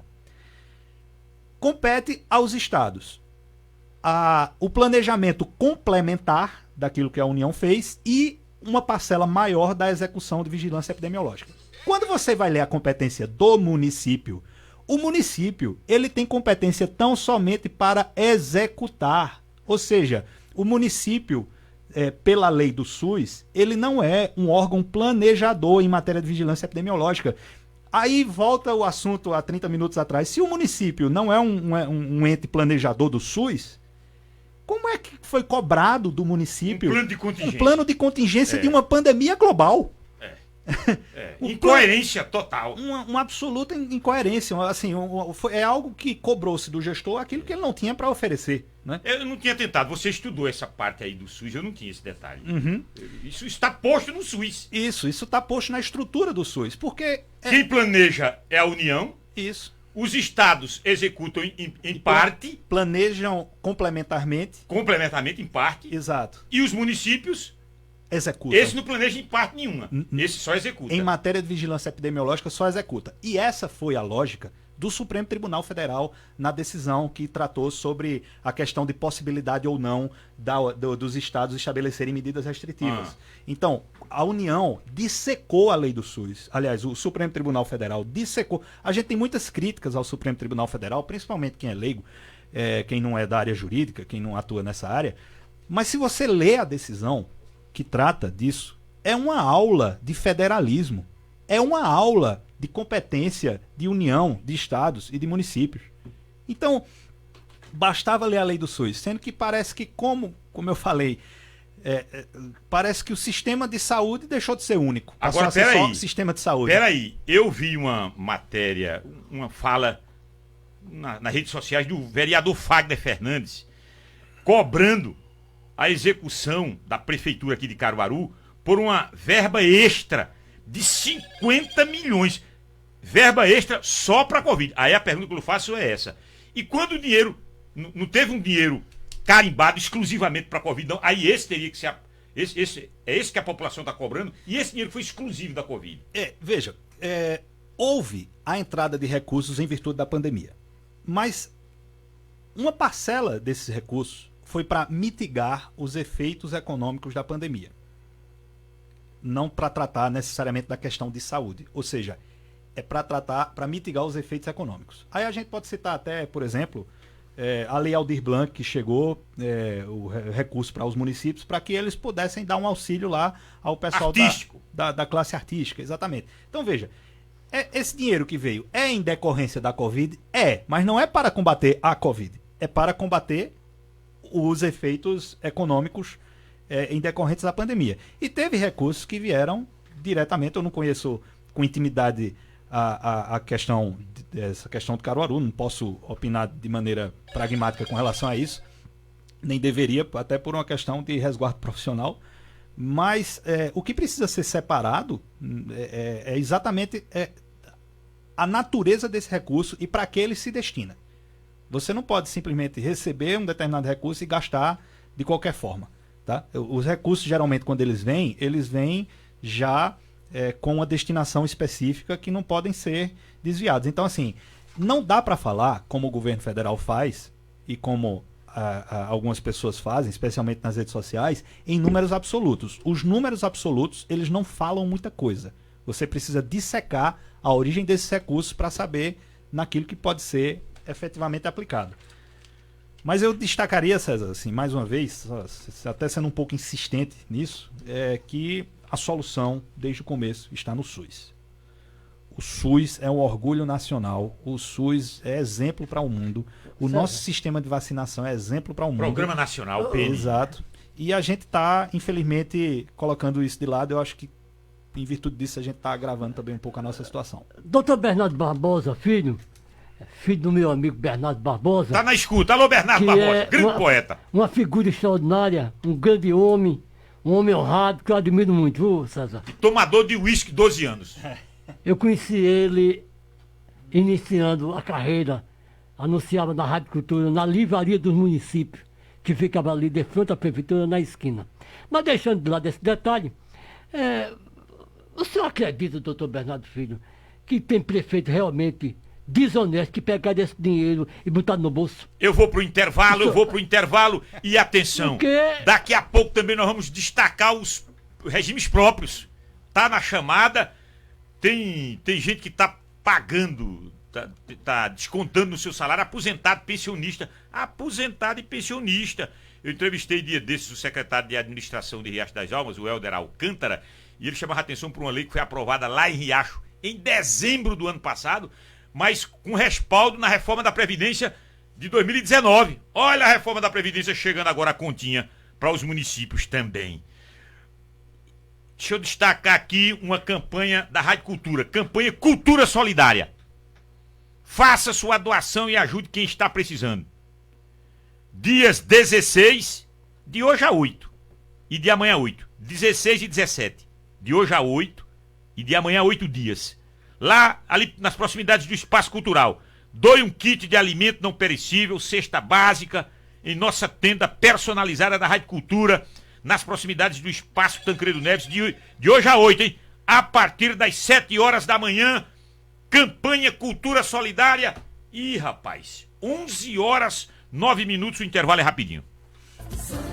Campanha Cultura Solidária. A Rádio Cultura está mobilizando a sociedade caruaruense para a doação de alimentos não perecíveis para serem entregues às famílias de nossa cidade que estão necessitando. Faça a doação de 1 quilo de alimento ou cestas básicas em nosso ponto de coleta, que vai estar próximo ao Espaço Cultural Tancredo Neves. Nesta sexta-feira, 16 de abril, e neste sábado, 17 de abril, durante todo o dia, numa tenda personalizada da nossa emissora, com todo o suporte de voluntários do projeto Transforma Caruaru. Vamos todos unidos participar desse ato de apoio ao próximo. Campanha Cultura Solidária. Você está ouvindo Mesa Redonda, o programa de debates mais credibilizado da região. A minha filha Júlia é uma atleta incrível. Desde criança, ela quer ser advogada. Júlia fez 22 anos e eu não pude ir à festa, porque era do grupo de risco. Com a pandemia, senti que não teria chance de ver minha filha formada. E eu estava certa. Só não sabia que teria que viver sem a Júlia. Covid-19. A perda castiga e a saudade machuca. Tome a vacina e continue se cuidando. Campanha de utilidade pública da Assembleia Legislativa de Pernambuco. Cultura FM 96,5. Essa é a rádio.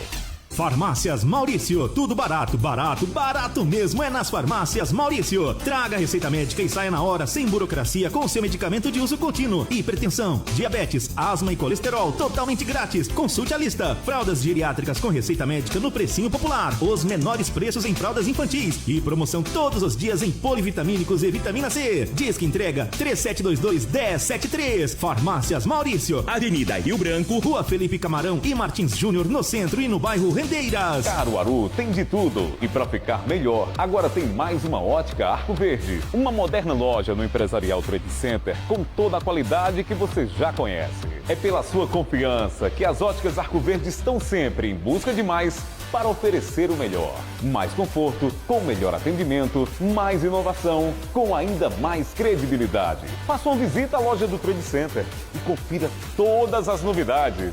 Óticas Arco Verde, você vê e confia. Promec, material hospitalar. Mais de 30 anos de experiência e referência no segmento. Cadeiras de rodas, meias de compressão, curativos especiais, aparelhos para aferição de pressão e glicose, produtos para fisioterapia e tudo para a sua saúde. Temos o melhor preço da região. Venha conferir. Aceitamos todos os cartões. Promec, a sua farmácia hospitalar. Avenida Agamenon Magalhães, 1143. Maurício de Nassau. Fone 3721-6315. Caruaru. Cultura FM 96,5. Mais que uma rádio, uma referência. Oi, estou aqui para falar algumas verdades sobre a máscara. A máscara esquenta, mas pode manter você longe da UTI. A máscara aperta, mas pode impedir que você seja entubado. A máscara incomoda, mas pode evitar que o pior aconteça. A máscara esquenta, aperta e incomoda, mas a máscara pode salvar a sua vida. Use a máscara. Governo de Pernambuco. Aumente o seu conhecimento, ouvindo e participando do Mesa Redonda, abordando sempre assuntos que lhe interessam. Mesa Redonda. 11 horas 13 minutos, 11 horas 13 minutos em Caruaru, Óticas Arco Verde. Alô, Dácio Filho, toda a sua equipe, aí na Vigário Freire, 62 anos de credibilidade. Óticas Arco Verde, preços e descontos exclusivos todos os dias. E agora as Óticas Arco Verde em frente ao EMOP, hein? Em frente ao EMOP, no Maurício de Nassau Trade Center. Promec, a Casa dos Milagres, a sua farmácia hospitalar. Tá online aqui, ó. Lhe cumprimentando, viu, Bernardo? Grande entrevista, o Ademilton Góes da Promec. Tá lhe cumprimentando aqui, tá Abraço, online. Ademilton. O nosso amigo Ademilton Góes. Promec, cadeiras de rodas, meias de compressão, curativos especiais, EPIs, equipamentos de proteção individual, tudo para sua saúde na Promec. É aquele prédio verde e rosa de 5 andares, na Avenida Agamenon Magalhães, 3721-6315. Farmácias Maurício, tudo barato, barato, barato mesmo. É nas Farmácias Maurício. É a entrega mais rápida de Caruaru. Anota esse telefone, 3722-1073. Farmácias Maurício, responsabilidade social. Toda última sexta-feira do mês, a gente entrega uma cadeira de rodas para pessoas com dificuldade de locomoção. Farmácias Maurício, ação solidária. Rua Felipe Camarão, Rua dos Correios, Rua Felipe Camarão, Rua Martim Júnior, que é a Rua dos Correios, ali do lado do Palácio do Bispo, subindo para a Prefeitura, na Rua da Matriz. E na Cidade das Rendeiras. Deixa eu abraçar aqui o pessoal da oficina do Jailton. Tá todo mundo ligado lá. Jailton, Fernando, Guego, Mergulhão, o maior vendedor de carros dessa região agreste. Alô, pessoal que tá com o rádio em alto e bom som, retransmitindo esse programa. Um abraço para todos vocês. Daniel Finizola, grande abraço ao amigo Bernardo, uma pessoa que colabora muito com o desenvolvimento da cidade. Tá aqui no WhatsApp. Jairon Pacheco, também tá mandando. Jairon Pacheco, bom dia. Uma verdadeira aula de gestão pública, o programa de hoje, com o doutor Bernardo Filho, é lá de São Caetano. Outro cidadão aqui está dizendo o seguinte: bom dia, quero mandar um abraço para o doutor Bernardo Filho, competência tem de sobra, do amigo João Paulo Oliveira, Rafael, professor Rafael, o filho do Zezinho da farmácia, Bernardo com discurso coerente e plausível, um administrador nato. Opa. Mas, rapaz, aí manda um texto aqui comprido. Já fiz aqui a parte principal do texto. Pelo Facebook, Edivaldo Silva tá mandando mensagem aqui. Jonas Camacho também tá mandando um abraço aqui. Interessante a lógica do rapaz, que os maiores cientistas do mundo não sabiam, naquele momento, o rumo dessa pandemia, como as prefeituras poderiam. É o Jonas que está mandando essa mensagem. Deixa eu ver mais aqui. Tem muita gente que repete. Heleno Souza, bom dia, sou fã. Admiro demais o seu trabalho. Parabéns pela entrevista, Helena Souza. Simone Santos, parabéns. Bernardo, homem íntegro e um profissional nota 1000. Está mandando mensagem aqui pelo Facebook. Patrícia Alves, muito bom, ótimos esclarecimentos. Fábio Nunes. César, esse programa é top, seu programa é show.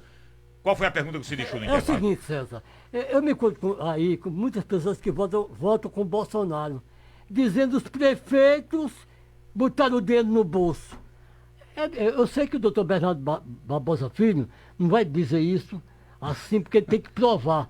Doutor Bernardo, com a sua experiência, realmente teve prefeitos que aproveitaram e ficaram com esse dinheiro? Pergunta delicada, mas não sem resposta. É algo interessante de se observar, inclusive no que diz respeito da dinâmica econômica e social. Não é uma crítica ao capitalismo, porque nós vivemos nele e quem não viver nele está fadado a fracassar. Mas a gente vive na lei mais elementar do mercado, que é a oferta que é a lei da oferta e da demanda. Procura. A lei da oferta e da demanda, acho que todo mundo que estudou com o professor Jorge Quintino, um abraço para ele, que eu fui aluno dele no Colégio Diocesano, aprendeu essa lição. O que é que acontece, Tavares? E aí, a gente não sabe o que vai ser, qual vai ser a interpretação dos órgãos de controle no futuro próximo. Logo quando começou a pandemia, ainda no ano de 2020, quando começou, na verdade, entendam-se, quando se intensificou a pandemia, no ano de 2020, os insumos que estavam naquela época sendo propagandeados como de combate à pandemia do coronavírus, os preços subiram naturalmente. E veja o jogo da informação, César. O jogo da informação é o seguinte: no começo disseram, não é qualquer máscara que serve, é somente essa máscara específica que serve. Aí imagine que todas as prefeituras, todos os órgãos públicos do país, a partir daquele momento, começaram a procurar aquela determinada máscara. É natural que o preço daquela máscara suba, porque o capitalismo não tem alma. O capitalismo tem leis que são rígidas e que ele segue fielmente, que é da oferta e da demanda. Morra quem morrer. Morra quem morrer. Isso é um fato. Isso aí não estou pregando. Eu acho que é assim que funciona. E não é um erro, tá? É somente assim que funciona. É assim que é. Então, muitos prefeitos naquela época compraram máscaras com preços altíssimos. Aí, será que num futuro próximo, estou falando máscara apenas como um exemplo, entenda os insumos de uma forma geral, será que no futuro os órgãos de controle vão se lembrar que naquele momento as máscaras estavam com um preço acima em virtude de uma oscilação de mercado? Aí logo depois, César, a gente teve mais notícias. Aí as notícias foram assim, não, qualquer máscara serve, desde que cubra o nariz e o rosto, qualquer máscara serve. Aí aquelas máscaras específicas caíram o preço, voltaram o preço ao normal, e qualquer pedaço de pano hoje custa 5, 6, 7, 8, 9, 10 reais. Que antigamente você pegava de graça em qualquer fabrico, hoje um pano desse que nós usamos no rosto, hoje custa um preço que é o mercado também que está ditando. Então, até que ponto os prefeitos que adquiriram insumos no ano anterior estavam agindo conforme o mercado ou agindo desonestamente? Isso é uma linha que vai ser muito difícil de ser tratada no momento em que os órgãos de controle forem se debruçar sobre essas situações. Doutor Bernardo Barbosa Filho, é o seguinte, eu estive com um rapaz aí ontem... Mas ele respondeu a pergunta, você ficou satisfeito com a resposta? Fiquei satisfeito. O prefeito tá roubando ou não tá? Olha, ele disse aí que parece que tá. Não. Mas ele não confirmou que tá, né? Porque eu quero saber se o meu ouvinte ficou sabendo que a resposta que tá roubando ou não tá roubando. Tavares, me permita só um acréscimo. Deixa eu concluir. Só um acréscimo. Porque na campanha política a gente viu muitos fenômenos. E houve um fenômeno aqui no município próximo, não tão próximo, um município que eu acompanhei, em que um prefeito adquiriu um totem, aqueles totens de álcool em gel, adquiriu pelo preço X. E o prefeito opositor pegou a nota fiscal, porque hoje, César, a gente tem uma coisa chamada portal da transparência. O prefeito que age com rigor no seu portal da transparência, ele está sujeito aos olhos de qualquer curioso. Não precisa ser promotor, não precisa ser auditor do tribunal, não precisa ser nada. Basta o olhar de um curioso para ele ir lá no portal da transparência e conseguir descobrir muitas informações sobre a administração. E o portal é obrigatório. É obrigatório, é lei. É decorrente de um princípio constitucional da transparência. Então, ele pegou aquele totem que a prefeitura pagou X e pegou a nota fiscal, foi na empresa que fazia aquele determinado equipamento e disse: eu quero um desse, igualzinho. E descobriu-se que na empresa estava se vendendo a R$450, que era 4 vezes menos o preço, era 25% do preço. Aí, Tavares, é aí onde eu lanço a questão que eu não posso afirmar com categoria, porque eu não conheci a situação de mercado no primeiro momento onde o prefeito comprou o primeiro totem com valor cheio. Então, será que isso foi uma oscilação de mercado ou foi uma desonestidade? A gente só vai saber se debruçar no momento em que houve aquela determinada aquisição. Agora, César, tem a política. O que é que acontece? A oposição política debruçou-se sobre esse assunto, jogou na mídia, jogou em tudo e ganharam a eleição. Ganharam a eleição chamando o outro desonesto. Ô César, a pergunta sobre o vereador. Os vereadores, a Câmara Municipal pode dar cesta básica, porque muitas pessoas dizem, mas a Câmara não faz nada, a Assembleia não faz nada. Eu estou com um especialista. A lei permite que a Câmara dê cesta básica? Não, de forma bem pragmática. A Câmara não executa políticas públicas. Nenhuma Câmara Municipal está autorizada a executar políticas públicas. E a Assembleia também, né? Da mesma forma. O recurso que as câmaras, a Assembleia, o Poder Legislativo de uma forma geral, mas no caso das câmaras municipais, é uma coisa chamada do duodécimo, que é a 12ª parte de uma parcela da arrecadação do ano anterior do município. Ele recebe aquela verba única e exclusivamente para administrar, para as atividades administrativas da Câmara, para que a Câmara funcione. Esse recurso é exclusivamente para isso. Se eventualmente o recurso do duodécimo for utilizado para execução de uma política pública, a gente está diante de uma situação de desvio de finalidade. Tanto é que eu acredito que muita gente já deve ter ouvido falar nisso, que quando sobra dinheiro na Câmara, a Câmara o que é que faz? Devolve para a Prefeitura. É isso aí. Sobrando, no momento desse, do coronavírus, não podia se utilizar porque foi um momento de emergência?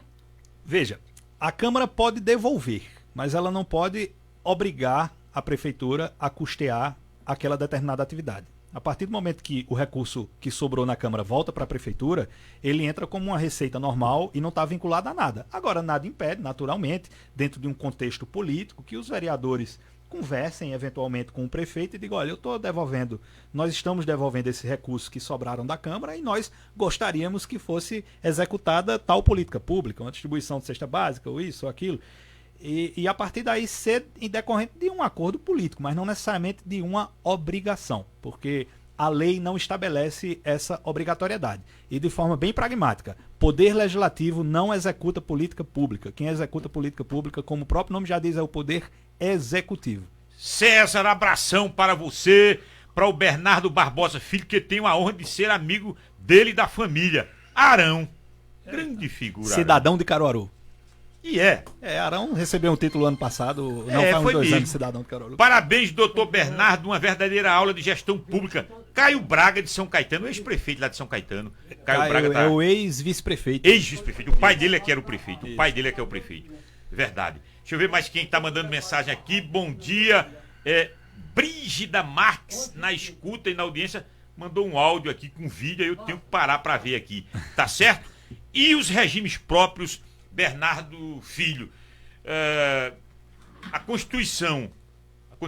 a reforma da Previdência de 2019, deu essa condição para que os regimes próprios se ajustassem também. E me parece que é o que está acontecendo agora, e essa conta está chegando, e os aposentados ou pensionistas também estão contribuindo. Exato, César. Eu não sou a pessoa mais gabaritada para falar sobre regime próprio de previdência social. A gente tem grandes especialistas aqui na cidade. Osório Chaleg. Doutor Osório Chaleg, foi meu companheiro também, secretário na Prefeitura de Caruaru. Temos a doutora Vanessa Couto também, que é Marcela Proença, né? Marcela Proença também atuou no Caruaru Prev. Então a gente tem grandes profissionais que podem tratar desse assunto com mais profundidade. Mas o que é que eu posso falar? É das dores do prefeito. As dores do prefeito... Fale dessas dores, vá. Porque o que é que acontece? A gente tem uma dificuldade no trato da Previdência que é uma dificuldade financeira, uma dificuldade atuarial e uma dificuldade política. Uma dificuldade política terrível, porque os ajustes que precisam ser feitos na Previdência, eles mexem no bolso do servidor. E nem sempre o servidor ele compreende aquele impacto que ele vai ter no seu contra-cheque, que estava descontando 11, agora vai descontar 13 ou 14. 14. Agora é 14 dos ativos e 14 dos inativos também. Exatamente. Então, mas isso é resultado de uma coisa chamada avaliação atuarial. É uma avaliação que é feita de maneira simplificada sobre a saúde financeira do regime de previdência, onde se recomenda o estabelecimento de alíquotas e de outras medidas de alíquotas complementares para poder fazer com que aquele regime de previdência sobreviva. Então, a dificuldade do gestor é exatamente essa, tá dentro desse convencimento político que o servidor precisa ter. E o servidor também, César, precisa ter a consciência de que é isso ou se acaba. É isso. Atenção, pessoal. É isso ou quebra. Porque todo poço tem fundo. Quanto mais você tira, vai chegar um momento que você vai chegar no fundo do poço. Então, esses ajustes são absolutamente necessários para que garanta não apenas o presente, porque você pode garantir o presente por mais 4, 5, 6 anos, mas quem garante que o seu futuro vai estar garantido daqui a 10, 15 anos? Né? Então, são ajustes que são necessários. O cálculo atuarial não é um instrumento político, é um instrumento técnico, em que ele entrega ao prefeito e o prefeito está obrigado a segui-lo, ou pelo menos obrigado a propor à Câmara, que a Câmara tem que aprovar, porque senão os órgãos de controle questionam. Um item lá do relatório do Tribunal de Contas, quando chega, o relatório do Tribunal de Contas tem um setor dedicado aos regimes próprios de previdência. Ele diz, está aqui a alíquota aplicada está aqui a alíquota proposta pelo atuário e a prefeitura não está adotando a alíquota proposta pelo atuário, o que está levando o regime de previdência a uma situação deficitária.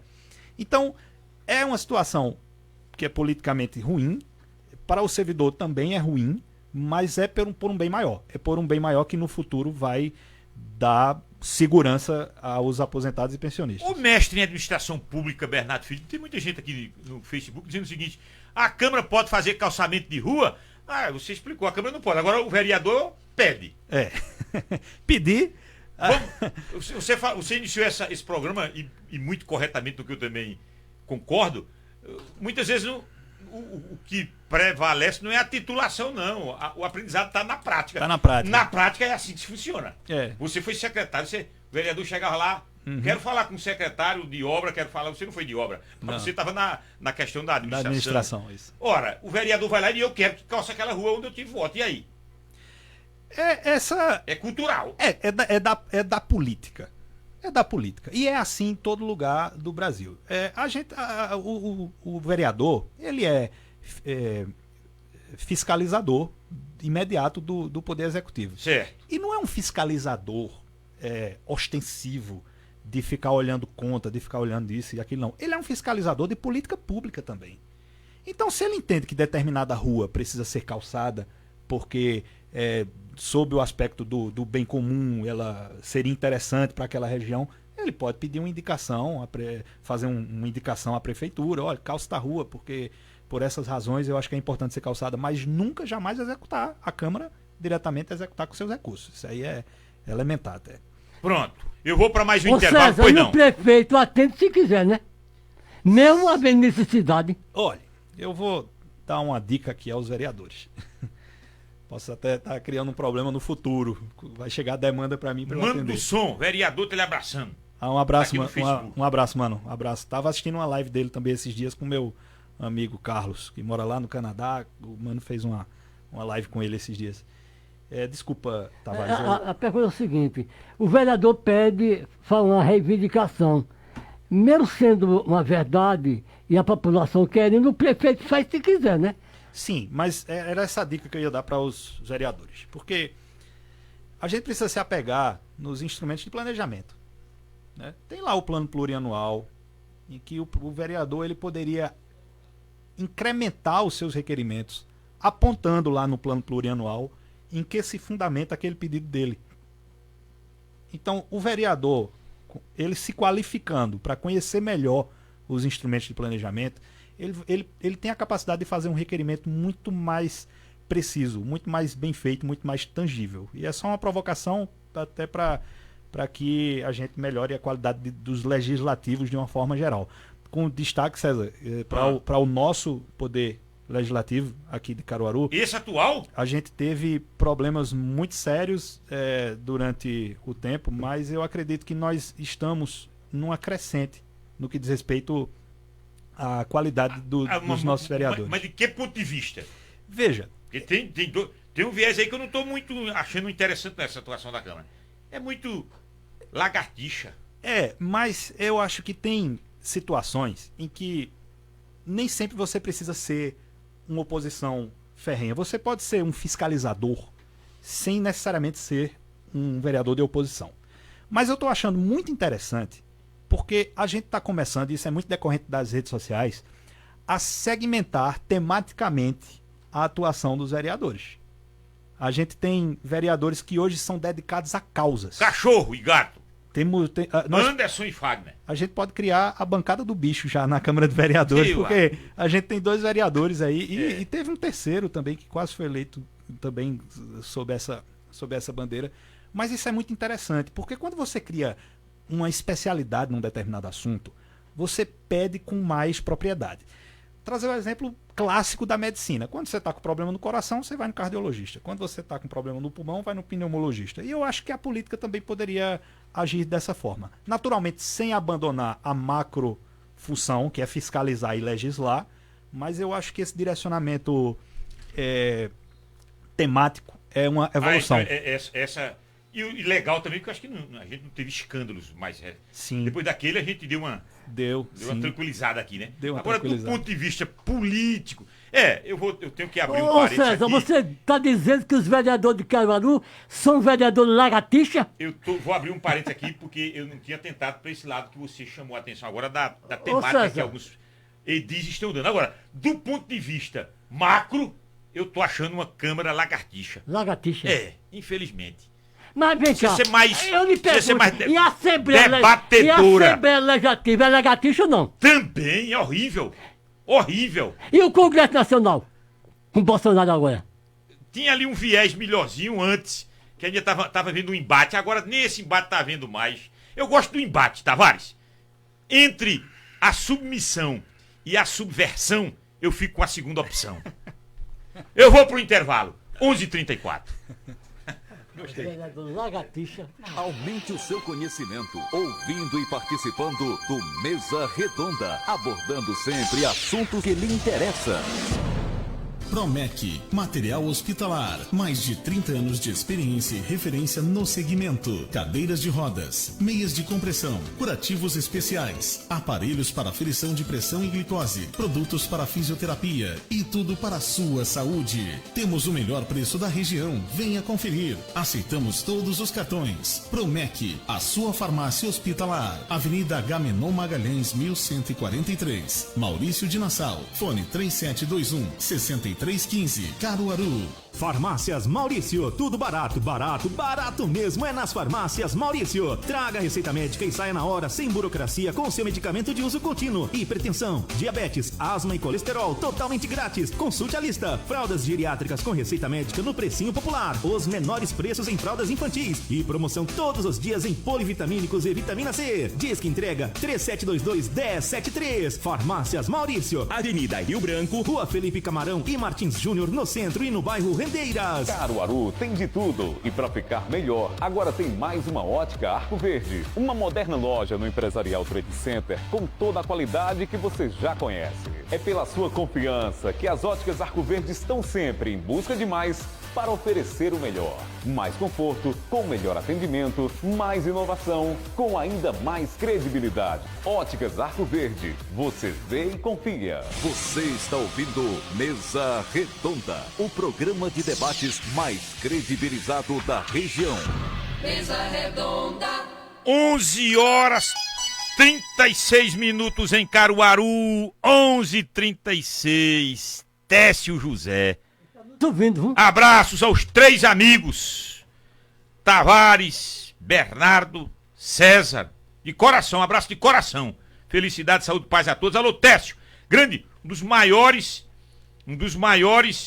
Esse ramo dele é muito bom, ele fatura alto. Esse de ramo imobiliário, ele é do setor imobiliário. Vende terreno que é uma festa. Vende terreno de todo mundo. E quem mais ele vende terreno é de João Lira Neto. E ele me disse que vai vender terreno na Lua. Na Lua? Sim. Alô, Técio José, um abraço pra vocês. Bom dia, César Lucena, tô na escuta, tô na audiência. Deixa eu ver quem é que tá mandando essa mensagem aqui. O Nildo. Um abraço pra você, Nildo. Tá na escuta, ele tá dizendo uma aula do direito administrativo também, viu? Há um viés de direito administrativo nesse programa. Esse camarada aqui, ele deve conhecer. Pessoal, na próxima sexta-feira, 16 de abril, de hoje é 8, e no próximo sábado, de amanhã 8, estaremos no dia D de uma campanha que a Rádio Cultura, em parceria com o projeto Transforma Caruaru, estará realizando para arrecadação de alimentos em benefício dos que estão passando por dificuldades de alimentar os seus entes em nossa cidade. O nome de nossa campanha é Cultura Solidária e visa sensibilizar você, ouvinte, você que está me escutando agora, também empresários, parceiros aqui da emissora e a sociedade caruaruense de uma maneira geral, para o momento difícil em que muitas famílias estão passando. Sem alimentos para pôr à mesa e alimentar os seus dependentes. O projeto Transforma Caruaru não tem viés político, partidário, eleitoral, não. O viés é estender a mão para quem está precisando. É agora, hein? De hoje a 8 e de amanhã a 8, escute essa mensagem para você. Campanha Cultura Solidária. A Rádio Cultura está mobilizando a sociedade caruaruense para a doação de alimentos não perecíveis para serem entregues às famílias de nossa cidade que estão necessitando. Faça a doação de 1 quilo de alimento ou cestas básicas em nosso ponto de coleta, que vai estar próximo ao Espaço Cultural Tancredo Neves. Nesta sexta-feira, 16 de abril, e neste sábado, 17 de abril, durante todo o dia, numa tenda personalizada da nossa emissora, com todo o suporte de voluntários do projeto Transforma Caruaru. Vamos todos unidos participar desse ato de apoio ao próximo. Campanha Cultura Solidária. Pronto, tá vendo? Ali próximo, você ouviu aí na chamada, né? Ali próximo ao Espaço Cultural. Tem a tenda personalizada da Rádio Cultura do Nordeste, começando às 7 horas, durante toda a sexta, de hoje a 8, e no sábado, de amanhã a 8. Vamos colaborar, vamos ajudar esses irmãos e irmãs que estão passando por necessidade. Deixa eu abraçar aqui o pessoal das Óticas Arco Verde, grande parceiro da gente. Óticas Arco Verde, alô Dácio Filho, toda a sua equipe, alô Deisilene, Manuel, toda a equipe das Óticas Arco Verde. Ali, em frente ao Emop, bela, muito bonita e com preços exclusivos, especiais para você, em frente ao Emop, Óticas Arco Verde, no Maurício Nassau Trade Center. Na Vigário Freire, onde tudo começou. Também no Empresarial Agaminon, lá na Avenida Agaminon Magalhães. Promec, a Casa dos Milagres, alô Ademilton Góes. Doutora Gesana Lira, a esposa dele, e o irmão dele, Antônio Góes. Ambos estão nos ouvindo. Toda a equipe da Promec, como tem sido uma bênção a Promec, hein? Nesse período de pandemia. Nota esse telefone da Promec, 37216315. É aquele prédio verde e rosa de 5 andares. Ali na Agamenon Magalhães. Farmácias Maurício, tudo barato, barato, barato mesmo. Alô, Maurício Neves. É a entrega mais rápida de Caruaru. 3722-1073. Farmácias Maurício. Agora na Rua da Matriz, ao lado do Bispo. Ao lado do Palácio do Bispo. Na Felipe Camarão, na Martins Júnior, Rua dos Correios, na Cidade das Rendeiras. Bem, vamos agora correr aqui, porque a gente tem 20 minutos, precisamente 20 minutos. As licitações tem sido também um problema. Há sempre, a cada ano a gente, e eu queria que essa resposta é sua, Bernardo, há todo ano adequações à lei da licitação, porque às vezes o prefeito, às vezes muda o gestor público, pronto, admitamos que o grupo de Queiroz retoma a prefeitura. Aí, essa equipe de Queiroz retoma. Só que essa equipe de Queiroz tem que entender que depois de 8, 16 anos, 12, 16 anos, as coisas mudaram, inclusive as leis. Perfeito. E aí isso já demanda um outro tipo de comportamento na aplicabilidade. Eu gostaria que você falasse dessas adequações à lei de licitação, César, Bernardo Filho. Inclusive, R$8.000 era o mínimo, né? Agora aumentou. É você explicar. Muitas mínimo pessoas, de quê? Mínimo de um trabalho feito para a prefeitura. Para aquisição direta. Aquisição direta, era boa explicação aí. Isso. Bom, antes de entrar na questão da licitação, César, é interessante lembrar alguns fatos que a história de Caruaru está intimamente ligada com alguns marcos legais importantes na administração pública. Você se lembra quem foi o primeiro prefeito que atuou com a lei de responsabilidade fiscal? Tony Gel. Tony Gel. A lei é de 2001, 4 de maio de 2001, a lei complementar número 101 de 4 de maio de 2001 e o nosso querido Tony Gel foi o primeiro prefeito que atuou sob a égide da lei de responsabilidade fiscal, né? Zé Queiroz, eu acredito que foi o primeiro prefeito que atuou com a lei de licitações e contratos administrativos. Em 1993 era Zé Queiroz, não é isso? Acredito que sim. Era Queiroz. Foi o primeiro prefeito que atuou com a lei de licitações e contratos administrativos. Tony Gel primeiro com a lei de responsabilidade fiscal e temos agora a Raquel com a nova lei de licitações e contratos administrativos que foi sancionado pelo presidente da República. O que é que acontece? Nossa lei de licitação, ela é de 1993, com uma reforma em 1994, mas que praticamente permaneceu intocada durante esse tempo todo, mas houve várias legislações esparsas que instituiu o regime diferenciado de contratação, que instituiu o pregão nesse meio tempo. Então, essas mudanças que ocorreram na lei de licitação, elas foram consolidadas agora nessa nova lei. Mas durante muito tempo, esse problema da aquisição ele foi negligenciado. Por quê? Nós tivemos a lei de 1993, que estabelecia um valor, respondendo à pergunta de Tavares agora, um valor para aquisições diretas, ou seja, aquisições que não precisam da formalização de um processo licitatório. Que a formalização de um processo licitatório não é uma coisa simples, não, é uma coisa muito burocrática, que é uma burocracia necessária, mas ainda assim uma burocracia. Então, esse valor de R$8.000, ele permaneceu até Michel Temer. Quando Michel Temer assumiu, nenhum presidente tinha feito isso anteriormente. Quando Michel Temer assumiu, ele disse, rapaz, esse valor de 8 mil não tem mais a proximidade com a realidade, não tem mais proximidade fática. E aí ele, através de um decreto, ele ampliou o valor para 17 mil e pouco, 17.500, não me falha a memória agora. Eu lembro que foi 17 mil, mas não me lembro o final. E aí as prefeituras até deram uma aliviada, porque hoje em dia R$8.000 para você adquirir qualquer coisa dentro de um órgão público não significa nada. Naquela época as prefeituras deram uma aliviada. Aí veio a pandemia. Na pandemia houve uma medida provisória que ampliou a possibilidade de aquisição direta pelos órgãos públicos em até R$50.000. Agora, isso era para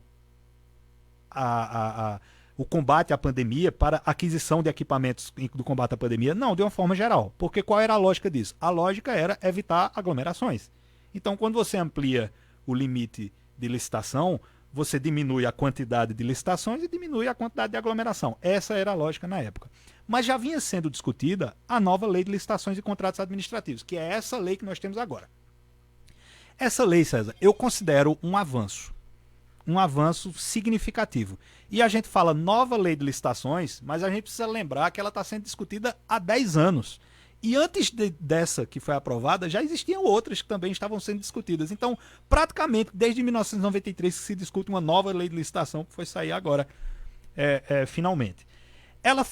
Primeiro, ela consolida todas as leis, ou seja, as leis que eram dispersas, que muitas vezes o gestor às vezes se baseava por uma, esquecia de olhar outra, e uma legislação muito espalhada, ele consolidou tudo nessa nova lei de licitações. E consolidou algumas situações, como por exemplo a contratação de consultorias por inexigibilidade de licitação, por exemplo. Imagine a situação, César, você é prefeito. Se você vai contratar uma consultoria para lhe explicar ou para lhe ensinar alguma coisa, para dizer como é que se faz, a primeira coisa que você vai buscar é alguém que você detenha confiança. Antigamente a lei não permitia isso. Essa nova lei, ela tira alguns elementos e ela diz o seguinte: é inexigível a licitação para a contratação, de uma forma bastante simplificada, tá? Para a contratação de consultoria. Por quê? O que é que vai ser considerado?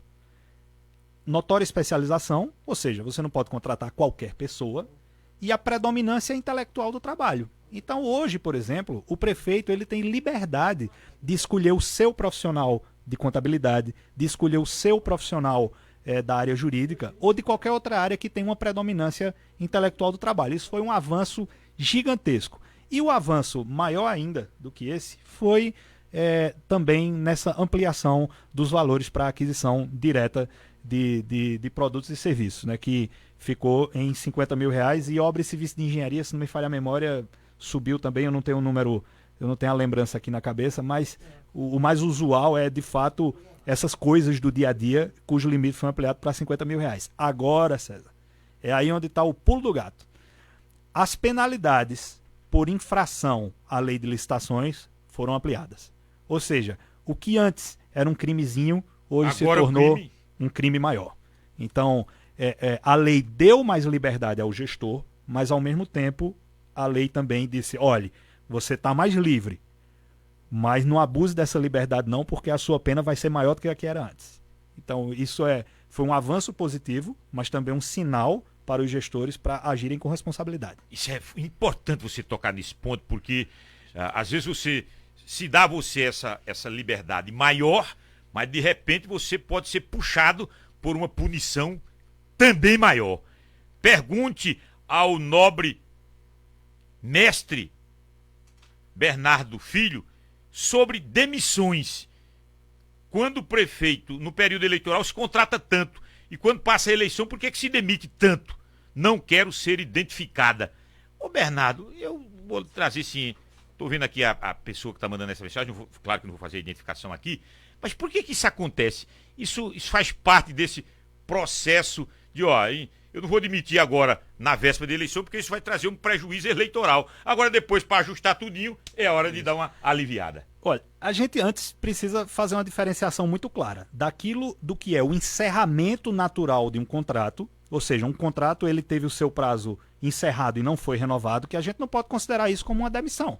Porque se você tem um contrato temporário, como o próprio nome já diz, a partir do momento que se encerra o tempo daquele contrato, você não pode considerar isso como uma demissão, juridicamente falando. Mas chegou no seu birô aqueles 17 anos, 20 anos de tempo de serviço. É uma pancada. É uma pancada, mas a gente precisa ter a consciência também de que, em se tratando de administração pública, não é o tempo que vai consertar as coisas. O tempo não conserta as coisas dentro da administração pública. Pelo contrário, ele piora.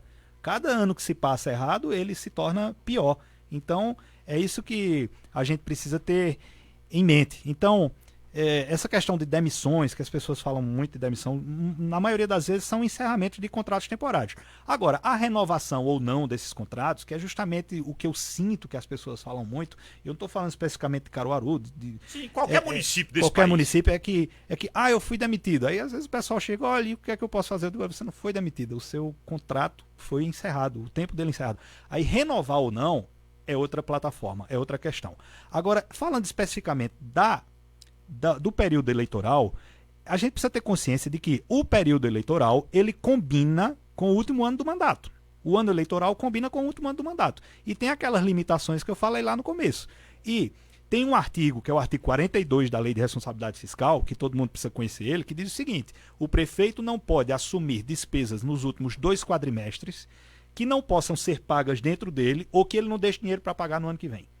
Então, quando chega no final do período eleitoral, é o momento que o prefeito vai fazer o ajuste fiscal. E esse ajuste fiscal, aí eu tenho consciência, atinge muita gente. Mas é aquela velha história de sair do fogo para entrar na frigideira. O cobertor é curto. Às vezes você tem que encerrar os contratos vigentes, não renova os contratos para poder fazer um ajuste fiscal que é necessário. Ricardo Cantarelli. Rapaz, que programa! Parabéns, César, e ao entrevistado.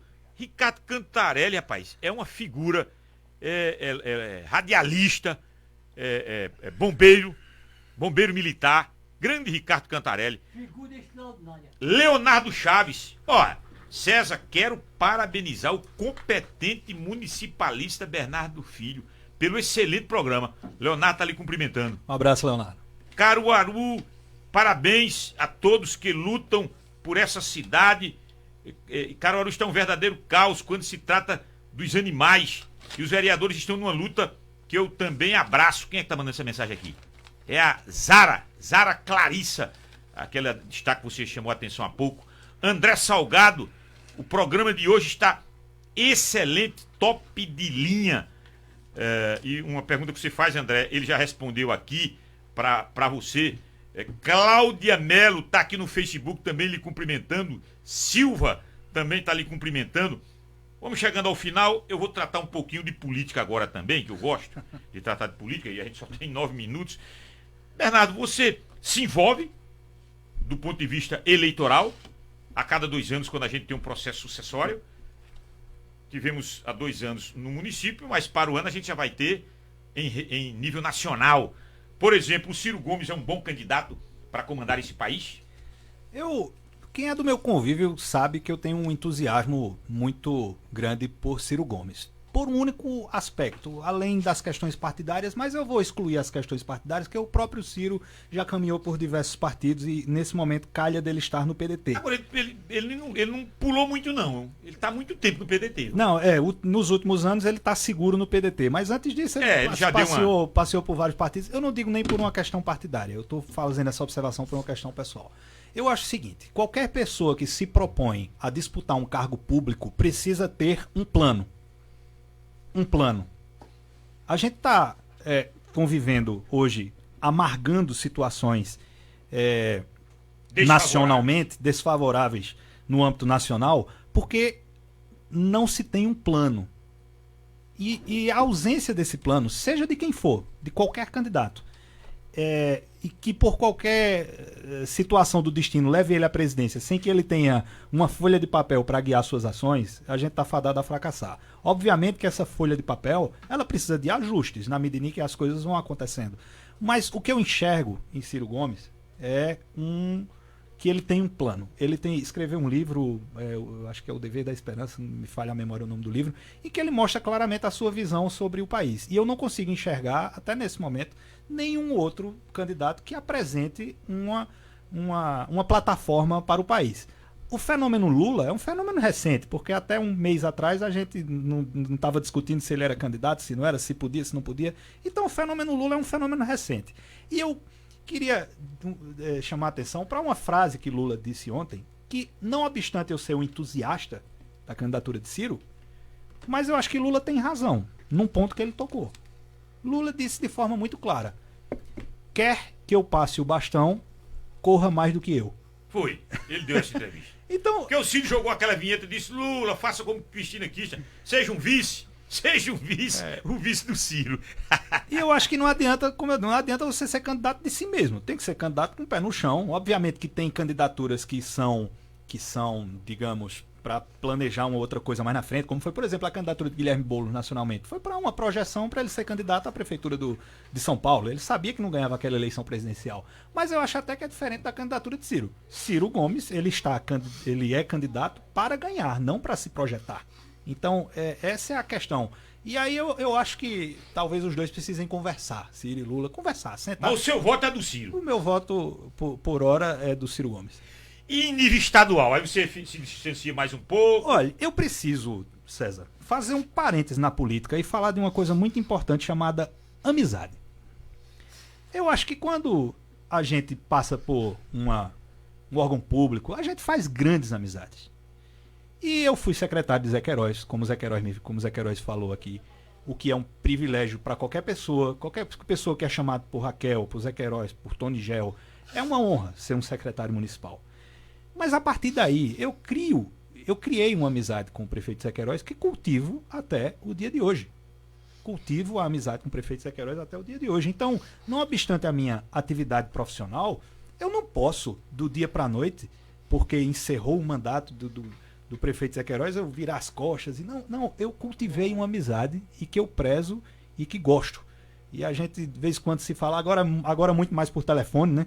Por conta da pandemia, mas eu sempre tenho grandes lições do deputado e ex-prefeito Zé Queiroz. E eu acredito que no âmbito estadual está tudo muito incerto ainda. Muito. Mas eu acredito que... Eu não sei porquê, mas você tem um perfil físico, inclusive, e técnico. Você parece muito o seu perfil com o Paulo Câmara. Físico, ele não parece com o Paulo Câmara, não. O Bernardo parece com o Paulo Câmara. Paulo Câmara eu não prestei atenção se o Bernardo é Zambeta. César, é o seguinte. Paulo Câmara é Zambeta. Agora o Bernardo Filho parece fisicamente e tecnicamente também com o Paulo Câmara, que é xingado aqui nesse interior do estado. Você não está sendo xingado, você não é executor, não. Ô César, diz o seguinte, que Paulo Câmara é que diz que parece com ele. E é? Mas, rapaz, tu quer botar o Bernardo nessa importância toda. Obrigado pela consideração, Tavares. Simone Santos, parabéns, César Lucena. Hoje estamos tendo uma aula de gestão pública. Parabéns, Bernardo. Simone Santos está aqui pelo nosso Facebook. Vila Nova, última mensagem que eu vou ler, porque eu vou fazer aqui o encerramento. César, bom dia. Vila Nova, parabéns pelo programa, parabéns a Bernardo pelos esclarecimentos e pela competência. Abraço, Vila Nova. Todo esse pessoal que esteve com a gente aqui, muito obrigado pelo carinho. Eu sempre digo que qualificada audiência do Mesa Redonda, sempre faço essa referência. Tavares, muito obrigado por mais uma vez participar comigo na apresentação desse programa Mesa Redonda. Ô César, quando anunciou que era o Dr. Bernardo Barbosa Filho, eu teria que vir aqui de qualquer maneira, porque ele puxou o pai, que é meu amigo de muitos anos, um grande homem, uma pessoa séria e honrada, e ele puxou o pai, ele tem DNA. E o programa vai ser repetido 1h do próximo domingo. 1h, deixa eu agradecer aos amigos das Óticas Arco Verde. Alô, Dácio Filho, sua esposa, a primeira-dama Deisilene, Promec, a Casa dos Milagres, a sua farmácia hospitalar. Alô, Ademilton. Como é o nome da esposa do Ademilton? Doutora Geisiana Lira, médica E o irmão do doutor Ademilton Góes é o Antônio Góes. Agora o Ademilton, nessa hora, ele tá tomando um bom uísque. Ele gosta de tomar vinho. É vinho, é? É vinho. Ele tá na chácara dele lá. Na chácara, de boa. Vinho e com bacalhau. Olha pra isso. Alô, Ademilton Góes, pessoal da Promec, um abraço. Parceria com Mesa Redonda. A Promec tem sido uma bênção pra Caruaru, pra toda essa região, nesse período de pandemia. Farmácias Maurício. Alô, Maurício Neves. Daqui a pouco tá pegando um bodezinho assado ali na Felipe Camarão. Um abraço para o nosso Maurício Neves, toda a sua equipe, a entrega mais rápida de Caruaru, 3722-1073. Ô César, ele ficou agora um galã, com aquele cabelo, parece o Roberto Carlos. Agora aquele cabelo dele tá caro, aquilo ali saiu caro, que eu me assustei para também fazer. Eu digo, homem, deixa isso pra lá. Esse Tavares Neto é uma figura, né? Bernardo Filho, muito obrigado por sua... pai, o Zé Queiroz tá mandando um vídeo, Lula e Paulo Câmara debateram eleições de 2022 em conferência virtual. Zé Queiroz, fica quieto, Zé Queiroz. Bernardo Filho, muito obrigado. Você esteve conosco nessas 2 horas aqui, eu repito. Aqui a gente aprendeu, eu aprendo. Eu sou funcionário público e eu aprendo. Eu gosto desse trato com o que é público também e a gente aprende muita coisa. Muito obrigado. Bom, obrigado César, obrigado Tavares, obrigado à Rádio Cultura, obrigado às pessoas que mandaram mensagem. Infelizmente eu não vou conseguir citar nominalmente cada uma delas, porque não dá tempo, mas eu queria só fazer um registro da amplitude da Rádio Cultura. Tem um amigo, Eduardo Valença, nesse momento escutando lá em São Bento do Una, tá ouvindo essa entrevista, e agradecer a todos vocês e dizer que estou à disposição, que é uma honra. Eu acho que conhecimento não deve ser guardado, e sempre que vocês acharem que a minha inteligência pode ser importante para esse programa, eu atenderei ao convite. Então, obrigado a todos e à Rádio Cultura especialmente. Certamente vamos compartilhar sempre conhecimento. A sua assessoria aqui, qual é o nome? Fernanda. Isso. É da CESPAM, a assessoria da CESPAM? Sim. A Oficina Comunicação. Oficina, um abraço para da Carol. Isso. Da Carol Miranda. Um abraço para todos. 13h, domingo, a gente reprisa na íntegra essa aula de administração pública aqui na Cultura. O André Santiago é quem produz esse programa. A nossa Elaine Dias é a coordenadora. O João Fábio e a Márcia Suame na logística. O Daniel Lira esteve até agora na técnica. Sandro Rodrigues assume. E o Fagner Andrade apresenta atualidades esportivas na sequência. Ih, rapaz, tem que ser comigo amanhã, velho. Acordando Caruaru, Pangaré do Paulo Lenel. Rapaz, você sabe o que o Paulo Lenel disse? Eu faço o CGN amanhã. Agora só se for 2 OD8.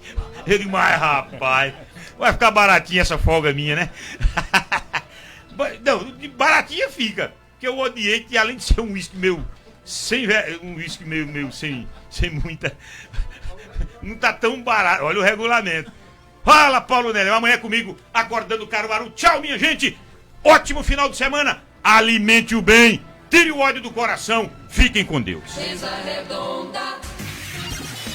Rádio Cultura do Nordeste, canal 240.